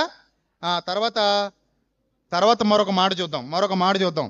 అదే యోహాను సువార్త 7వ అధ్యాయము 52వ వచనం చూద్దాం. అదే యోహాను సువార్త 7వ అధ్యాయము 52వ వచనం చూడాలి. 52 చదవండి. వారు నీవును గలిలయుడువా, విచారించి చూడుము, గలిలయలో ఏ ప్రవక్త పుట్టడు అని ఫిక్స్ చేశారట. ప్రధాన యాజకులు పరిసయ్యులు ఏమంటున్నారట? గలిలయలో ఏ ప్రవక్త పుట్టడు. యేసుక్రీస్తుని మీరు ప్రవక్తగా ఒప్పుకుంటున్నారా? గలిలయలో పుట్టాడంటే అతను ప్రవక్తే కాదు, ఎందుకంటే ఆ ఏరియా మంచిది కాదు. నజరేతులో పుట్టాడంటే అసలు అతను ప్రవక్తే కాదు, ఎందుకంటే అక్కడ ఏ ప్రవక్త పుట్టడు. ప్రవక్తే అక్కడ పుట్టకపోతే మెస్సియా పుడతాడా అని ఆలోచన వాళ్ళది. ప్రవక్తే పుట్టకపోతే ఆ వరస్ట్ ఏరియాలో, అదొక వర్స్ట్ ఏరియా, అది అలాంటి చెడ్డ ఏరియాలో, అలాంటి పనికిమాలిన ఏరియాలో పుట్టాడా? ఆయన్ని మీరు ప్రవక్త అని చెప్తున్నారా? అసలు అక్కడ ప్రవక్తే పుట్టకపోతే ఆయన్ని మీరు మెస్సియా అని చెప్తున్నారా? అర్థమైందా? మనకి సెలబ్రిటీలు అనగానే ఇప్పుడు చిరంజీవి గారు ఎక్కడో మురికి వాళ్ళలో ఉంటున్నారని తెలిసిందనుకోండి, మీకు నమ్ముతారా? చిరంజీవి గారు ఎక్కడో హైదరాబాదులో మురికి వాళ్ళలో గుడిసెలో ఉంటారా అంటారా? అనరా? అంటారు. ఎందుకంటే ఆయన ఒక మురికివాడలో గుడిసెలో ఉండరు. ఎందుకు? ఆయన ఒక సెలబ్రిటీ, ఒక పెద్ద సినిమా హీరో, ఆయన ఉండడు అని మీరు ఫిక్స్ అయిపోతారు. అలాగే మెస్సియా వచ్చేసాడని చెప్తూ ఎక్కడొచ్చాడని చెప్తున్నారు? నాజరేతులో అని చెప్తున్నారు. మెస్సియా వచ్చేసాడని చెప్తూ ఎక్కడని చెప్తున్నారు? గలిలయలో అని చెప్తున్నారు. గలిలయలో పుట్టినోడు మెస్సియా ఎలాగవుతాడని వీళ్ళ వాదన, గలిలయ పుట్టినోడు ప్రవక్త ఎలాగవుతాడని వీళ్ళ వాదన. ఎందుకంటే గలిలయ అనేది షాడో ఆఫ్ డెత్. గలిలయ అంటే అర్థం ఏంటి? షాడో ఆఫ్ డెత్ అంటే మరణపు నీడ. ఆ పదానికి అర్థం ఏంటి? మరణపు నీడ, మరణపు ఛాయ. మరణపు ఛాయలో జీవాధిపతి పుడతాడా? అది వాళ్ళ వాదన. కానీ దేవుని సంకల్పం ఏంటంటే మరణపు ఛాయలో నుండే జీవాధిపతి పుట్టి బయటికి రావాలి. పుట్టడం అంటే బెత్లెహేములో పుట్టాడు కదా అని మీరు అనొచ్చు. ఆయన పుట్టింది బెత్లెహేములోనే, ఎందుకంటే ప్రవచనాత్మకంగా మేకా ప్రవక్త చెప్పినట్టు ఆయన బెత్లెహేములోనే పుట్టాలి. కానీ బెత్లెహేములో పుట్టాలి అంటే జరిగింది, కానీ పుట్టాడని ఎవరు ఒప్పుకోలేదు. ఆయనకు పేరేమో నజరేయుడు, పుట్టింది ఎక్కడ? బెత్లెహేములో పుట్టాలన్న ప్రవచనం నెరవేరింది, నజరేయుడు అనబడాలన్న ప్రవచనం కూడా నెరవేరింది. కానీ జనాలందరి దృష్టిలో యేసు ప్రభువు ఎలా ఫిక్స్ అయిపోయాడంటే నజరేతులో పుట్టినవాడిగా ఫిక్స్ అయిపోయాడు. పుట్టింది నజరేతులోనే అందరూ అనుకుంటున్నారు కాబట్టి అదొక కారణం అయిపోయింది యేసుక్రీస్తుని రక్షకుడిగా అంగీకరించడానికి. బిన్ లాడెన్ గారు అబ్బాయికి మీ అమ్మాయిని ఏమంటే ఇస్తారా? ఎందుకెవరు? బిన్ లాడెన్ ఉగ్రవాది అని బాగా పేరెనికి అన్నాడండి. ఉగ్రవాది కొడుక్కి మేము ఇస్తాం, ఆడు మంచోడే కావచ్చు, మేము లేదు. కొడుకు మాట పక్కన పెట్టండి, బిన్ లాడెన్ మాకు బాగా దగ్గర చుట్టాలండి అన్నారు అనుకోండి. సంబంధానికి వచ్చి రాగానే బిన్ లాడెన్ మాకు బాగా దగ్గర చుట్టాలు అంటే మీరు వెంటనే సంబంధం ఓకే అంటారా? బాబు నాయన జీవితంలో మీ ముఖం మాకు మళ్ళా చూపెట్టకండి, మా అమ్మాయిని మీకు ఇచ్చే ఉద్దేశం లేదంటారా? ఏమంటారు చెప్పండి? మీకు ఇచ్చే ఉద్దేశం లేదంటారు. అంటే ప్లేసెస్ మనుషుల మీద అంత గాఢమైన ముద్ర వేసేస్తాయి. ప్లేసెస్ మనుషుల మీద అంత బలమైన ముద్ర వేసేస్తాయి. అలాగా నజరేతు కూడా ఒక బలమైన ముద్ర వేసేసింది. ఎందుకు నజరేతు అంత చెడ్డదైపోయింది? ఇప్పుడు హిస్టరీలో చూపిస్తాను, మీకు జాగ్రత్తగా చూడండి. రాజుల మొదటి గ్రంథం. ఎందుకు గలిలయ నజరేతు అంత చెడ్డవైపోయాయో చూడండి, ఇదే అసలు కథ. రాజుల మొదటి గ్రంథం 9వ అధ్యాయం 10-11 వచనాలు రాసుకోండి. రాజుల మొదటి గ్రంథం. ఇదంతా అర్థం అవ్వాలంటే మనకు బైబిల్ బాగా చదవాలి, హిస్టరీ మీద బాగా అవగాహన ఉండాలి. బైబిల్ బాగా ధ్యానించినప్పుడు, హిస్టరీ మీద మంచి అవగాహన ఉన్నప్పుడు ఇలాంటి విషయాలన్నీ మనం వెలికి తీయగలుగుతాం బైబిల్లో నుండి. లేకపోతే యేసుప్రభు ఎక్కడ పుట్టాడు? పశువుల పాకలో పుట్టాడు, నువ్వు చూసావా? నేను చూశాను, అంతే, అయిపోయింది అంతే. కానీ వాస్తవానికి యేసుప్రభు పశువుల పాకలో పుట్టలేదు. అసలు పశువుల పాక అన్న పేరు కూడా బైబిల్లో లేదు. పశువుల తొట్టులో పడుకోబెట్టారు, దారి లేక దిక్కు లేక, సత్రంలో చోటు దొరక్క. పుట్టిందేమో బెత్లెహేములో. ఎక్కడ పుట్టాడనేది ప్లేస్ ఇప్పటి వరకు రహస్యంగా దేవుడు ఉంచాడు. అది ఎవరికి ఇంతవరకు బయలుపరచబడలేదు. దేవుడు దాన్ని ఎవరికి బయలుపరచలేదు.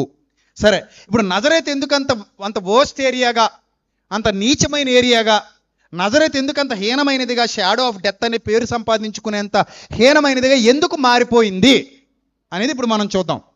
రాజుల మొదటి గ్రంథం 9వ అధ్యాయము 10వ వచనం అందరూ చదవండి. సొలొమోను యెహోవా మందిరమును రాజనగరును ఈ రెండింటిని 20 సంవత్సరములలోగా కట్టించెను. అతడు పని ముగించిన తర్వాత తూరు రాజైన హీరాము సొలొమోను కోరినంత మట్టుకు దేవదారు మ్రానులను, సరళ వృక్షపు మ్రానులను, బంగారమును అతనికి ఇచ్చి ఉన్నందున సొలొమోను 11వ వచనం అందరూ అండర్లైన్ చేసుకోండి. సొలొమోను గలిలయ దేశమందున్న, ఏ దేశమమ్మా? గలిలయ దేశమందున్న 20 పట్టణాలను హీరాముకు అప్పగించెను. ఎన్ని పట్టణాలు? 20 పట్టణాలు ఎవరికి అప్పగించాడట? హీరాముకు అప్పగించాడట. హీరాము సొలొమోను తనకు గిఫ్ట్గా ఇచ్చిన పట్టణాలు చూడడానికి తూరు నుండి రాగా అవి అతని దృష్టికి అనుకూలమైనవిగా కనబడలేదు గనుక, నా సహోదరుడా, నీవు నాకు ఇచ్చిన ఈ పట్టణములు ఏ పాటివనెను అన్నాడట. ఏ పాటివి అన్నాడట. అంటే నేను దేవుని మందిరం కట్టుకుంటానంటే నీ కోసం బోలెడంత సపోర్ట్ చేశాను కదా, కానీ నువ్వు నాకు వాటికి బదులుగా ఇచ్చినటువంటి పట్టణాలు ఏ పాటివి అని నేటి వరకు వాటికి ఏమని పేరట? కాబూల్ అని పేరట. ఏమట పేరు? కాబూల్. కాబూల్. కాబూల్ అంటే అర్థం ఏంటంటే తెలుగులో? కాబూల్ అంటే హీబ్రూ పదం. కాబూల్ అంటే ఏ పదం? హీబ్రూ పదం. దానికి తెలుగులో అర్థం ఏంటో కింద రాశాడు చూడండి. నిష్ప్రయోజనము. కాబూల్ అంటే అర్థం ఏంటి? నిష్ప్రయోజనం. బైబిల్లో ఉంది కదా, నా పేరు ఎవరన్నా పెట్టుకున్నారు కాక. అర్థమైందా? కాబూల్ అంటే అర్థం ఏంటమ్మా? నిష్ప్రయోజనం. కొంతమంది బైబిల్లో ఉన్నాయని పేర్లు పెట్టేసుకుని ఉంటారు. నిజం. మొన్న ఒక ఆయన ఎవరో, బాబు మీ అమ్మాయి పేరు ఏం పేరంటే యెజబెల్ రాణి అన్నాడట. ఎవరాని? యెజబెల్ రాణి. ఎవరు పెట్టారు నాయన ఈ పేరు నీకు? ఎవరో పెట్టారండి.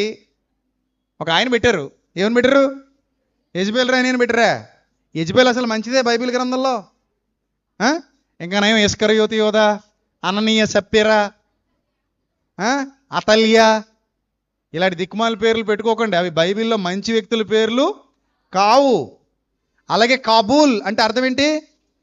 నిష్ప్రయోజనము అని అర్థం. కాబూల్ అంటే ఇప్పుడు గలిలయని ఏమంటున్నారు? నిష్ప్రయోజనం. నజరేతుని ఏమంటున్నారు? నిష్ప్రయోజనం. ఆ ఏరియా మంచిదా చెడ్డదా? చెడ్డది. ఇప్పుడు చూడండి, రాజమండ్రి అనగానే ది బెస్ట్ ఏంటట? ఏవి అప్పారావు రోడ్డు ఉన్నట. ఏమండి ఆనంద్ గారు? ఏవి అప్పారావు రోడ్డు, జైన్ రోడ్డు ఉన్నట. అంటే మిగిలిన రాజమండ్రి అంతా ఎందుకు పనికిరైందా? ఇక్కడే రేట్లు ఎక్కువట. గజం 50,000, 60,000, 70,000, 80,000. మిగిలిన ఏరియాకి వెళ్ళిపోతే చీప్. అండి అంటే ఈ ఏరియాని ఏం చేశారు? పొగేసి పెంచేశారు. మిగిలిన ఏరియాలని ఏం చేశారు? దించేశారు. అలాగే నజరేతుని ఏం చేశారు? దించేశారు. యెరూషలేముని ఏం చేశారు? పెంచేశారు. కానీ వాస్తవానికి అక్కడ ఉన్నది మట్టే, ఇక్కడ ఉన్నది మట్టే. అలాగే హైదరాబాద్ వెళ్ళామనుకోండి, ది బెస్ట్ ఏరియా ఏది అంటే వెంటనే ఏం చెప్తారు? చెప్పండి. హైదరాబాద్లో చార్మినారా? గోల్కొండ కోట ఏం కాదు. హైదరాబాద్లో ది బెస్ట్ అనగానే Jubilee hills, Banjara hills. The best అనగానే ఏం చెప్తారు? Jubilee hills, Banjara hills. అంటే ఎందుకు అవి అంత గొప్ప అయిపోయినాయి? సెలబ్రిటీలు అందరూ అక్కడే ఉంటున్నారు కాబట్టి. యెరూషలేం ఎందుకు అంత గొప్పదైపోయింది? సెలబ్రిటీలు అందరూ అక్కడ ఉంటున్నారు కాబట్టి, రాజులందరూ అక్కడ ఉండేవారు కాబట్టి. నజరేత్ ఎందుకు అంత హీనమైపోయింది? అది అక్కడ ఎవరు ఉండరు కాబట్టి దాని పేరే షాడో ఆఫ్ డెత్. ఇక్కడ కాబూల్ అని దానికి పేరు పెట్టారు. నేటి వరకు దాని పేరు కాబూలే. ఇప్పుడు చెప్పండి, రాజు పుట్టాలనుకున్నాడు, ఒక పేరు తగిలించుకోవాలనుకున్నాడు. ఎవరైనా ఏ పేరు తగిలించుకోవడానికి ఇష్టపడతారు? రాజమండ్రిలో మంచి సైట్ కోరుకోండి. ఏవి అప్పారావు రోడ్లో కావాలా, లేకపోతే గోదావరి కొట్టిన అదేదో ఉంది కదా శ్మశానం, అక్కడ కావాలా అంటే మీరు ఏం చెప్తారు చెప్పండి? అందులో కోరుకోండి, జూబ్లీ హిల్స్ బంజారా హిల్స్ కావాలా, లేకపోతే అలాగ అవుట్స్కట్స్లో ఎక్కడో ఊరి చివర కావాలా అంటే ఏమంటారు? జూబ్లీ హిల్స్ బంజారా హిల్స్ అంటారు. ఇప్పుడు యేసు ప్రభు వారి దగ్గరికి వచ్చి, నాయనా నా కుమారుడా, నువ్వు పుట్టాలి, భూమి మీద శరీరధారిగా పుట్టాలి. ఎక్కడ పుడతావు? యెరూషలేంలో పుడతావా అంటే యెరూషలేం పేరు ట్యాగ్ తగిలించుకుంటావా? పుడతావా అంటే బెత్లెహేంలోనే పుట్టాడు. అది ప్రవచనం. నేను చెబుతున్నది మీకు బాగా అర్థం కావాలి. ఇప్పుడు నేను నజరేతులో పుట్టాడు అని నేను చెప్పట్లా, వాళ్ళందరూ అనుకున్నారని చెప్తున్నా. ఎందుకు అందరూ అనుకున్నారు? ఆయన నజరేయుడు అనబడ్డాడు కాబట్టి. నజరేయుడు అనబడతాడని ఎవరు చెప్పారు? ప్రవక్తలు చెప్పారు కాబట్టి. ఎందుకని Nazareth good area, bad area? Good will ఉందా, బ్యాడ్ విల్ ఉందా? బ్యాడ్ తప్ప గుడ్ విల్ ఏమీ లేదు. అలాంటి ఏరియా సెలక్షన్ ఎవరిది చెప్పండి? ఎవరిది? యేసుప్రభుది. యేసుప్రభుది సెలక్షను. ఎందుకు అలాంటి ఏరియా సెలెక్ట్ చేసుకున్నాడు? దాని వెనుకున్న రహస్యం ఏంటి? యేసు ప్రభు నజరేయుడు అనబడ్డానికి గలిలయను సెలెక్ట్ చేసుకొని అక్కడే ఉండడానికి, అక్కడే పెరిగి పెద్దవాడు అవడానికి ఆ ట్యాగ్ ఎందుకు వేసుకున్నాడు? ఆ ట్యాగ్. ఇప్పుడు మనల్ని కూడా ఏమంటారంటే మీది ఏ ఊరు అని అడుగుతారు. మీరు వెంటనే ఏమని చెప్తారు? రాజమండ్రి వాస్తవ్యులు. అంతేనండి, రాజమండ్రి వాస్తవ్యులు. వాస్తవ్యులు అంటే రాజమండ్రిలో వాసము చేసేది వారు. నజరేయుడు అంటే ఎందుకు వచ్చింది? అది నజరేతులో నివసించేవాడు కాబట్టి ఏమని పిలువబడ్డాడు? నజరేయుడు. అర్థమైందా? అదే యెరూషలేములో పిలువబడితే యెరూషలేము నివాసి, యెరూషలేము వాస్తవ్యుడు అనేవారు. బెత్లెహేమీయుడు అనేవారు, లేకపోతే బెత్లెహేములో ఉంటే బెత్లెహేమీయుడు. అర్థమైందా? అంటే ఊరి పేరుని బట్టి పిలువబడతారనమాట. ఇప్పుడు యేసు ప్రభువు నజరేయుడు, కాబూల్, కాబూల్ నిష్ప్రయోజనం. నజరేతు విలువలేనిది. మత్తయి సువార్తలో ఒక మంచి మాట ఉంది, అది కూడా చూద్దాం. మత్తయి సువార్తలో ఒక మంచి మాట ఉంది. దానికి పూర్వం ఒక మాట రాయబడింది యెషయా గ్రంథం 9వ అధ్యాయం 1వ వచనం. చూడండి ఎందుకు యేసు ప్రభు నజరేతుని ఎంచుకున్నాడో ఇక్కడ సీక్రెట్ రివీల్ చేస్తున్నాడు ప్రవక్త. యెషయా గ్రంథం 9వ అధ్యాయము 1వ వచనం నుంచి చదువుదాం, మీకు బాగా అర్థం అవుద్ది. రాసుకోండి, ఇవన్నీ మళ్ళీ మర్చిపోతారు మీరు. రాసుకోండి. యెషయా గ్రంథం 9వ అధ్యాయము 1వ వచనం. అయినను వేదన పొందిన దేశం మీద, ఏ దేశం అటమ్మది? గలిలే దేశం. వేదన పొందిన దేశం మీద మబ్బు నిలవలేదు. పూర్వకాలమున ఆయన జెబూలూను దేశమును, నఫ్తాలి దేశమును అవమానపరిచెను. అంత్యకాలమున ఆయన సముద్ర ప్రాంతమును అనగా యోర్దాను అద్దరిని, అన్యజనుల గలిలయ ప్రదేశమును మహిమగలదానిగా చేయుచున్నాడు. ప్రవచనం అందరూ అండర్లైన్ చేసుకోవాలి. ఏ ప్రాంతాన్ని మహిమగలదానిగా చేయబోతున్నాడట? యోర్దాను అద్దరిని, అన్యజనుల గలిలయ ప్రదేశమును మహిమగలదానిగా చేయబోతున్నాడు. ఇది ప్రొఫెసీ. నెక్స్ట్, చీకటిలో నడుచు జనులు గొప్ప వెలుగును చూచుచున్నారు. ఏ జనులు? చీకటిలో నడుచు జనులు. తర్వాత వాళ్ళకి ఇంకో పేరు ఉందట. నజరేతు వాళ్ళకి ఇంకో పేరు ఉంది, మరణాఛాయ గల. గలిలే వారికి నజరేతు వారికి మరో పేరు ఉంది. ఏం పేరు అది? మరణాఛాయ గల దేశ నివాసుల మీద వెలుగు ప్రకాశించును. చూసారా? అంటే ఇవన్నీ సింబాలిక్గా చెప్పబడ్డాయి. యేసు ప్రభు ఆ ప్లేస్ని ఎందుకు ఎంచుకున్నాడు? అక్కడే ఎందుకు పుట్టాడు? ఆ ప్లేస్ చీకటిలో నడుచు జనులని పిలువబడుతోంది. ఆ ప్లేసు మరణాఛాయ గల ప్రదేశం అని పిలువబడుతోంది. ఆ ప్లేసు కాబూల్ అనగా నిష్ప్రయోజనమైనది అని పిలువబడుతోంది. ఆ ప్లేస్కి వాల్యూ లేదు. ఆ ప్లేస్లో రేట్లు బాగా తక్కువ. ఆ ప్లేస్లో సెలబ్రిటీలు ఎవరు నివసించరు. ఆ ప్లేస్లో ఇల్లు కట్టుకోవడానికి ఎవడు ఇష్టపడ్డు. ఆ ప్లేసు ఒక చీపెస్ట్ ఏరియా, చీప్ ఏరియా, అలాంటి ఏరియా. ఈ ఏరియాలో రాజు ట్యాగ్ లైన్ వేసుకో, ఆ ఏరియా నుంచి రాబోతున్నాడు. ప్రపంచాన్ని పరిపాలించే చక్రవర్తి రాబోతున్నాడు. కలిగినవన్నీ ఆయన లేకుండా కలగలేదు. అలాంటి మహనీయుడు అక్కడ నుంచి ఆ ట్యాగ్ తగిలించుకుని రాబోతున్నాడు. నజరేయుడు అనబడతాడు. ఇప్పుడు చూడండి మత్తయి సువార్త 4వ అధ్యాయం. మత్తయి సువార్త 4వ అధ్యాయం 14వ వచనం. మత్తయి సువార్త 4వ అధ్యాయము 14వ వచనం. చదవండి, అందరూ చదవండి. మత్తయి సువార్త 4వ అధ్యాయం 14వ వచనం, 16వ వచనం కింద చూడండి. నజరేతు విడిచి జెబూలూను నఫ్తాలియను దేశముల ప్రాంతములలో సముద్ర తీరమందలి కపెర్నహూమునకు వచ్చి కాపురముండెను. జెబూలూను దేశమును, నఫ్తాలి దేశమును, యోర్ధాను కావలనున్న సముద్ర తీరమున అన్యజనులు నివసించు గలిలయయు చీకటిలో కూర్చుండి ఉన్న ప్రజలు గొప్ప వెలుగు చూచిరి. చీకటిలో కూర్చుండి ఉన్న ప్రజలు ఏం చూశారటమ్మా? గొప్ప వెలుగు చూశారు. ఆ గొప్ప వెలుగు ఎవరు? యేసుక్రీస్తు. నేను లోకమునకు వెలుగై ఉన్నాను.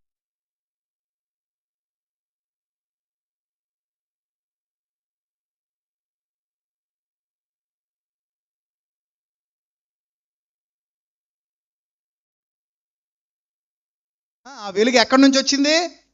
చీకటిలో నుంచి వచ్చింది. ఆ చీకటి గల ప్రాంతం ఏది? నజరేతు. ఆ చీకటి గల ప్రాంతం, విలువలేని ప్రాంతం ఏది? నజరేతు. ఎన్నిక లేని ప్రాంతం ఏది? నజరేతు.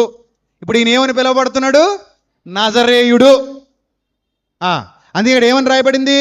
చీకటిలో కూర్చుండి ఉన్న ప్రజలు గొప్ప వెలుగు చూచిరి, మరణ ప్రదేశములోను మరణాఛాయలోను కూర్చుండి ఉన్న వారికి వెలుగు ఉదయించెను. ఏమాయను?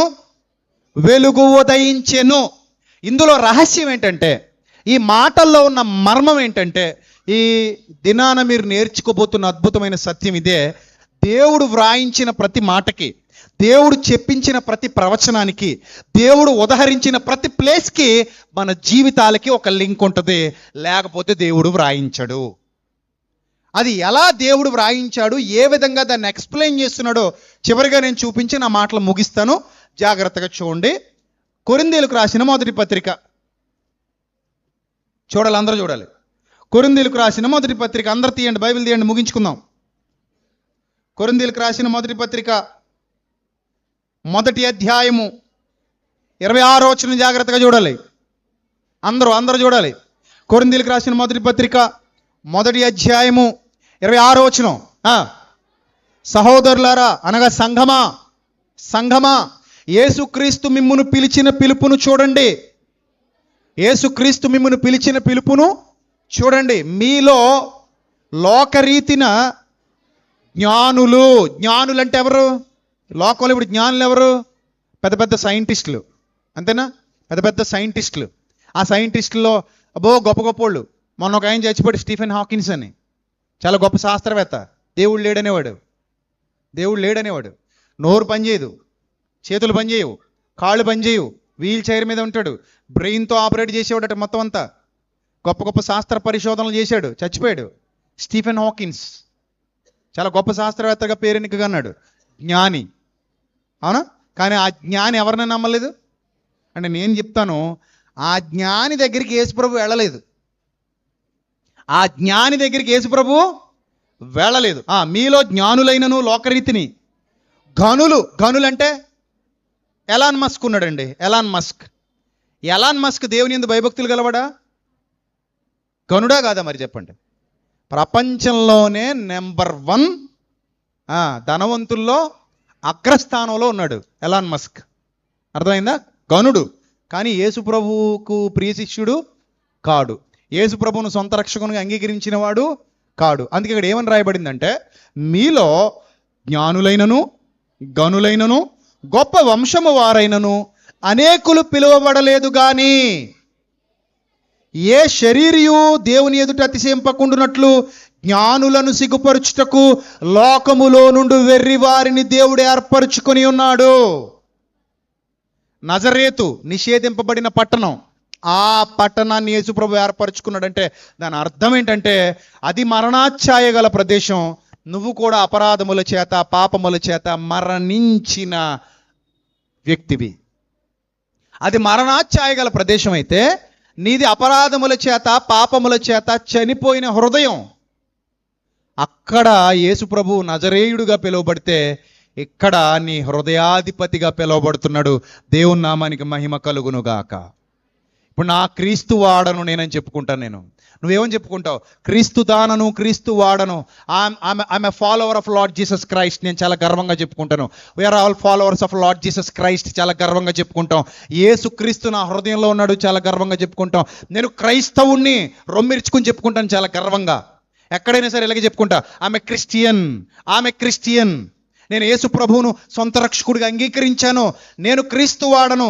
ఈ దేహం క్రీస్తుది, ఈ జీవితం క్రీస్తుది. ఈ బ్రతుకు క్రీస్తుది, చివరికి ప్రాణం కూడా క్రీస్తుదే. ఈ ప్రాణం కూడా క్రీస్తుదే. అందుకన్నాడు, నా యందు విశ్వాసం ఉంచువాడు మరణములో నుండి, నా యందు విశ్వాసం ఉంచువాడు మరణములో నుండి జీవములోనికి దాటి ఉన్నాడు. అంటే ఇప్పుడు నజరేతు ఏమైపోయింది చెప్పండి? ఫేమస్ అయిపోయింది అవ్వలేదా?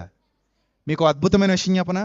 ఒకప్పుడు ఆ ఊరిని ఎవడు ఇష్టపడేవాడు కాదు, ఒకప్పుడు ఆ ఊరికి ఎవడు వెళ్ళేవాడు కాదు, ఒకప్పుడు ఆ ఊరిలో ఎవడో షాప్ పెట్టేవాడు కాదు, ఒకప్పుడు ఆ ఊరు అసలు పనికి మాలింది, ఆ ఊరు చెత్త, ఆ ఊరు చెడ్డదే, ఆ ఊరు నిష్ప్రయోజనమైంది, ఆ ఊరు కబూల్ అని పిలువబడింది. ఈరోజు అదే ఊరు పెద్ద మార్కెటింగ్ చేసేస్తుంది. ఎవరి పేరు మీద? యేసు ప్రభు పేరు మీద. నజరేతు వెళ్ళి చూడండి, అడుగడుగున షాపులు. నజరేతు వెళ్ళి చూడండి, అడుగడుగున అబ్బా పెద్ద పెద్ద బిల్డింగులు. ఓ రేంజ్కి వెళ్ళిపోయింది. ఇప్పుడు వరల్డ్లో, ప్రపంచ పటంలో నజరేతు ఫేమస్ అయిపోయిందంటే ఎవరి వల్ల చెప్పండి? ఎవరి వల్ల? అంటే పనికిరాని ప్రదేశాన్ని ఏం చేసి పడేశాడు ఆయన? చెప్పండి. ప్రపంచ పటంలో పనికిరాని ప్రదేశాన్ని ఏం చేసి పడేశాడు యేసు ప్రభు? వచ్చి ఫేమస్ చేసి పడేశాడు. ఫేమస్ నజరేతు ఇప్పుడు ఫేమస్. వరల్డ్లో టూరిస్టులు అందరూ అక్కడికి వెళ్తారు. అక్కడికి వెళ్ళని టూరిస్ట్ లేడు. చాలామంది టూరిస్టులు అక్కడికి వెళ్ళి వస్తున్నారంటే నజరేతులో యేసుక్రీస్తు జన్మించాడన్న నమ్మకాలు ఉన్నాయి అక్కడ. కానీ వాస్తవానికి ఆయన పుట్టింది ఎక్కడ? బెత్లెహేములో. కానీ ఆయన నజరేతు వాడే, పుట్టింది బెత్లెహేములో. అయినా 30 ఏళ్ళు పెరిగింది ఎక్కడ? నజరేతులో 30 ఏళ్ళు పెరిగాడు అక్కడ. అందుకే ఆ ఊరు ఏమైపోయింది? ఇప్పుడు ఫేమస్ అయిపోయింది. ఇప్పుడు ఆలోచించండి, ఒక పనికిరాని ప్రదేశాన్ని ఫేమస్ చేసినోడు పనికిరాని వాడవుగా, ఎన్నిక లేని దానవుగా ఉన్న నన్ను కూడా ఆయన ఏం చేయగలడు? ఫేమస్. నిత్య జీవానికి నిన్ను తీసుకెళ్తాడు. ఆయన సింహాసనం మీద నిన్ను కూర్చోబెట్టుకుంటాడు. అలాంటి ఒక ఘనత లేని దానికి ఘనతనిచ్చేవాడు మన ప్రభువు. ఎన్నిక లేని వారిని ఎన్నుకొనివాడు మన ప్రభువు. విలువలేని చోట పుట్టాడు. ఈరోజు కూడా విలువలేని చోటే పుట్టాడు నా ప్రభువు. అది ఎక్కడో తెలుసా? నా హృదయాలలో. ఒకప్పుడు నా హృదయాల్లో ఏముండేదో తెలుసా? మన హృదయాల్లో ఏముండేదో తెలుసా? చెప్పండి, ఏముండేది? చీకటి ఉండేది. అంధకార సంబంధులగు అన్నాడు. అందుకే అంధకార వారి అవివేక హృదయము అంధకారమయమాయన అంటాడు రోమపత్రికలో. అలాంటి అంధకారంతో ఉన్న హృదయంలో యేసు ప్రభువు జన్మించాడు. కనుకనే ఈరోజు నిజమైన క్రిస్మస్ మన బ్రతుకుల్లో జరుగుతోంది. ఒకవేళ నా హృదయంలో యేసు ప్రభు కానీ పుట్టలేదనుకోండి, ఈరోజు విజయప్రసాద్ రెడ్డి అనేవాడు ఎవడో ఈ ప్రపంచానికి తెలీదు. నథింగ్, విలువలేనోడిని నేను. అంతే మరి. మహా అయితే మా ఊళ్ళో, మహా అయితే మా ఇంట్లో, అంతే. లేదా మా బంధువుల్లో, అంతే. అక్కడ కూడా విలువ ఉంటుందని గ్యారంటీగా చెప్పలేము. కానీ ఈరోజు తెలుగు క్రిస్టియానిటీలో విజయప్రసాద్ రెడ్డి అనేవాడు ఒక స్థితిలో కనబడుతున్నాడు. తెలుగు క్రిస్టియానిటీలో మనకంటూ ఒక మంచి పేరు ప్రఖ్యాతులు వచ్చాయంటే కారణం నా యేసుక్రీస్తు నా హృదయంలోనికి రావడం వల్ల, ఈ చీకటి గల చోటున ఆయన వెలుగిచ్చు దీపమై ఉండటం వల్ల, ఇక్కడి నుంచి యేసుక్రీస్తు ప్రపంచానికి ప్రకటింపబడటం వల్ల మీ అందరికీ ఒక సేవకుడిగా, ఒక నాయకుడిగా, ఒక బోధకుడిగా, రోషం కలిగిన క్రీస్తు సైనికుడిగా మీ ముందుకు వచ్చి నిలబడటం వల్ల ఈరోజు నాకు విలువ వచ్చింది. అంటే నాకు విలువ ఎవరిచ్చారు? చెప్పండి, ఎవరిచ్చారు? నా యేసు ప్రభు ఇచ్చాడు. నా యేసు ప్రభు ఇవ్వకపోతే నాకు విలువ లేదు. నా యేసు ప్రభు ఇవ్వకపోతే నాకు ఘనత లేదు. నా యేసు ప్రభు ఇవ్వకపోతే నాకు ఈరోజు ఏమీ లేదు. ఈరోజు నేను కలిగి ఉన్న ప్రతిదీ నా యేసు ప్రభు వల్లే కలిగి ఉన్నాను. ఈరోజు నాకున్న ప్రతి ఏ విలువైన, చివరికి అది ఏదైనా కానివ్వండి, నేను తినే ప్రతి మెతుకు నా యేసు ప్రభు వల్లే. నేను వేసుకున్న బట్టలు నా యేసు ప్రభు వల్ల.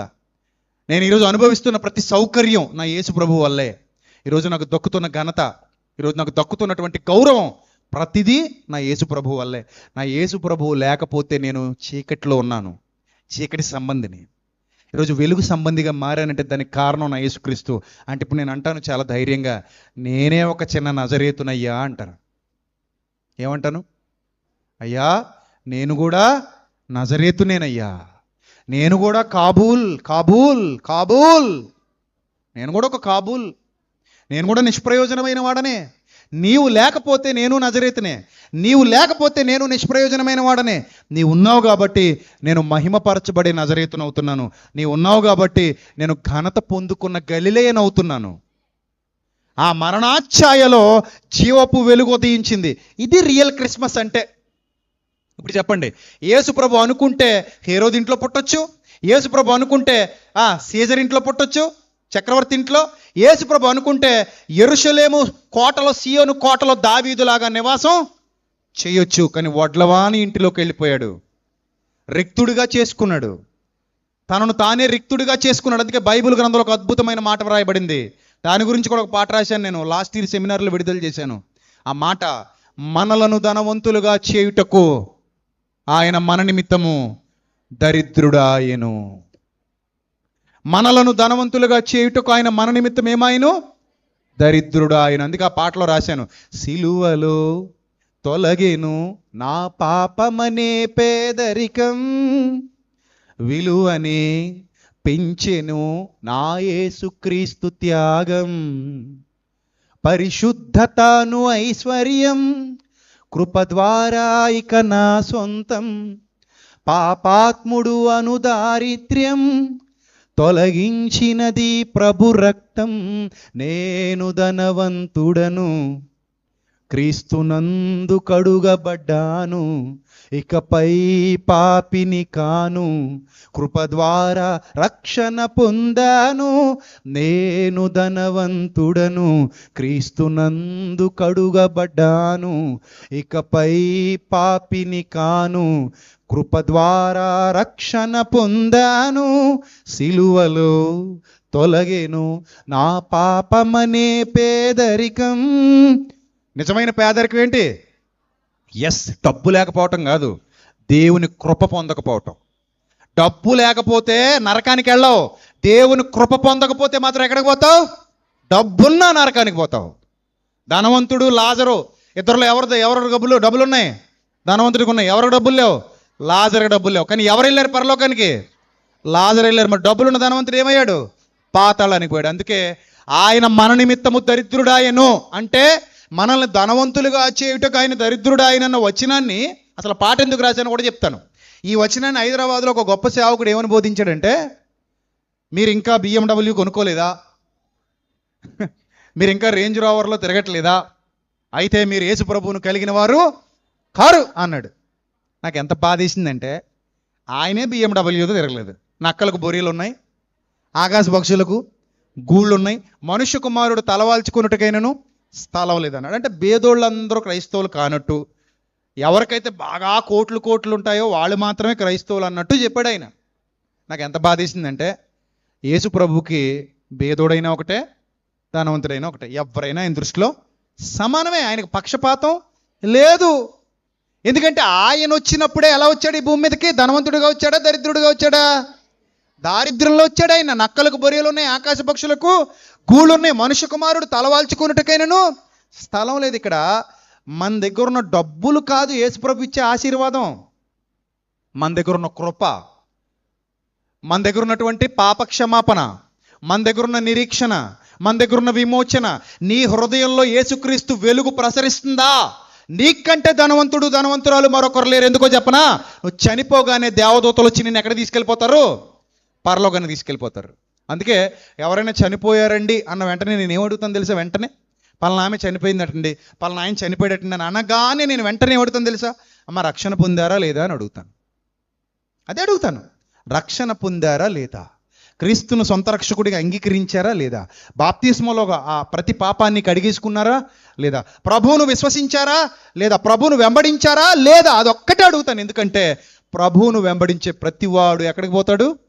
నిత్య జీవానికి పోతాడు. కనుక యేసుక్రీస్తు అనుగ్రహించిన నిజమైన ఐశ్వర్యం నిత్యజీవం, యేసుక్రీస్తు ఇచ్చిన నిజమైన ధనం నిత్యజీవం. అందుకే లాజర్కి ఏమీ లేదట, కుక్కలు వచ్చి కురుపులు నాకుతున్నాయి, ఒంటి మీద గుడ్డలు కూడా లేవు. అలాంటి హీనమైన దశలో ఉన్న లాజర్ని దేవదూతలు వచ్చి అబ్రహాము రొమ్మును అనుకున్నటకు తీసుకెళ్ళిపోయారు. అలాంటి స్థితి నువ్వు నేను ఒకనొక దినాన్ని పొందుకోవాలి. అర్థమైందా? ప్రస్తుతానికి దేవుడు ఏది ఇచ్చాడో దాన్ని బట్టి అతిశయించి ఆనందించి తప్పలేదు. నీకు కార్లు ఉన్నాయా? సంతోషం, దేవుడు ఇచ్చాడు, ఆయన కృతజ్ఞతాస్తుతులు చెల్లించు. నీకు మేడల మిద్దెలు ఉన్నాయా?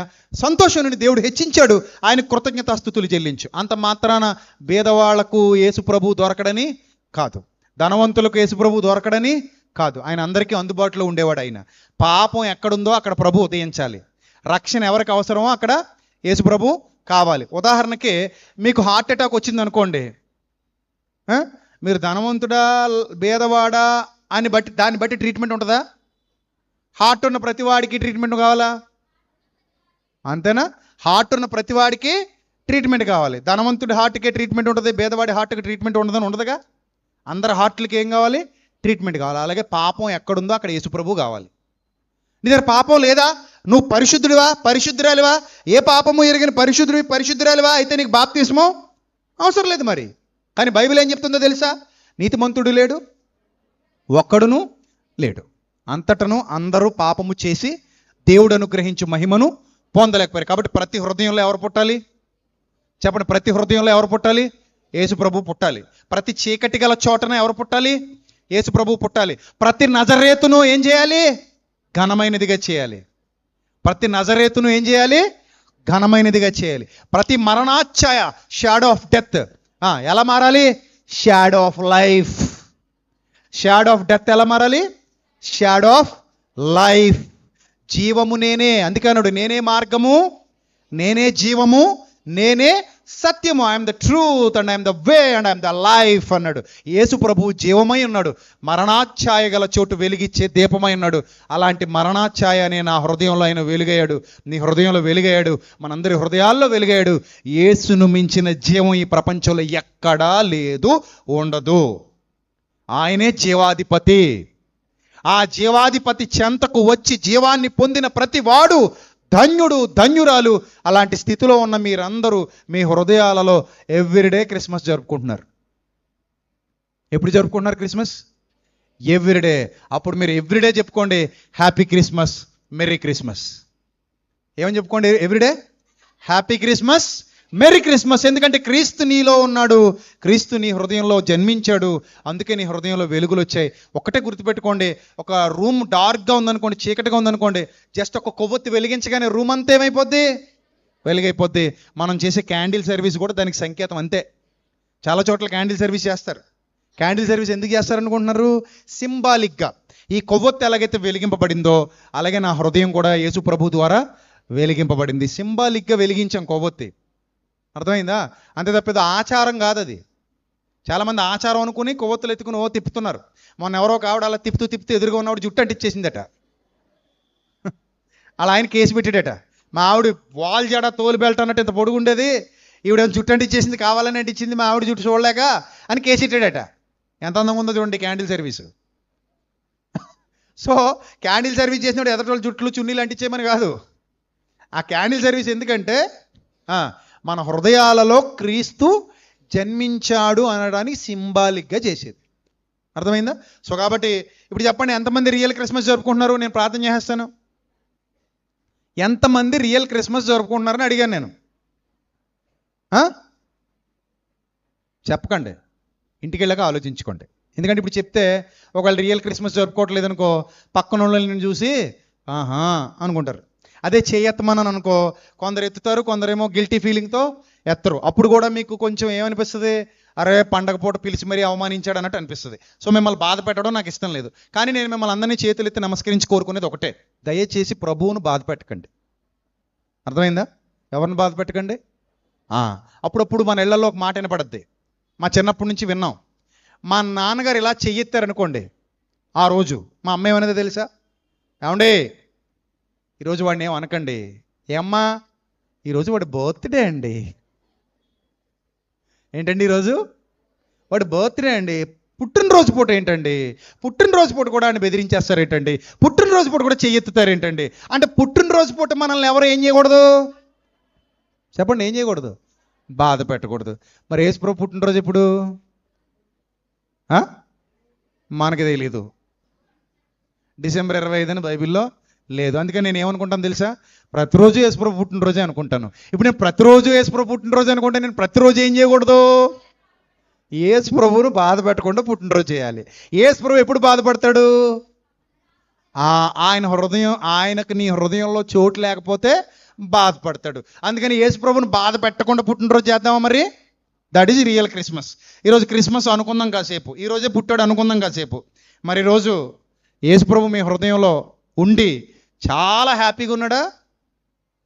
అయితే మీ క్రిస్మస్ శుభాకాంక్షలు. యేసు ప్రభు మీ హృదయంలో ఉండి చాలా హ్యాపీగా ఉంటే నేను చెప్తున్నాను మీకు హ్యాపీ క్రిస్మస్. అప్పుడు నాకు తిరిగి చెప్పండి మెర్రీ క్రిస్మస్ అని. ఒకవేళ యేసుప్రభు మీ హృదయంలో కొంచెం కంజెస్టెడ్గా ఫీల్ అవుతున్నాడు అనుకోండి, ఇబ్బందిగా ఫీల్ అవుతున్నాడు అనుకోండి, అయ్య బాబోయ్ నేను ఉండలేకపోతున్నాను ఇక్కడ అంటున్నాడు అనుకోండి, that is not happy Christmas, అది బీపీ క్రిస్మస్. అది అక్కడ హ్యాపీ ఉందా బీపీ ఉందా? ప్రభువుకు బీపీ నిన్ను చూడగానే, నువ్వేమో హ్యాపీ హ్యాపీ అంటావు, ఆయనేమో బీపీ బీపీ అంటున్నాడు. మరి ఆయన బీపీ అన్నప్పుడు నువ్వు హ్యాపీ అని ఎలా అంటావు? అనకూడదు కదా. అందుకని ఏం చేద్దాం మరి చెప్పండి, ఏం చేద్దాం పిల్లలు? బీపీ పోగొట్టి హ్యాపీ ఇద్దాం ఆయనకి. అవునా?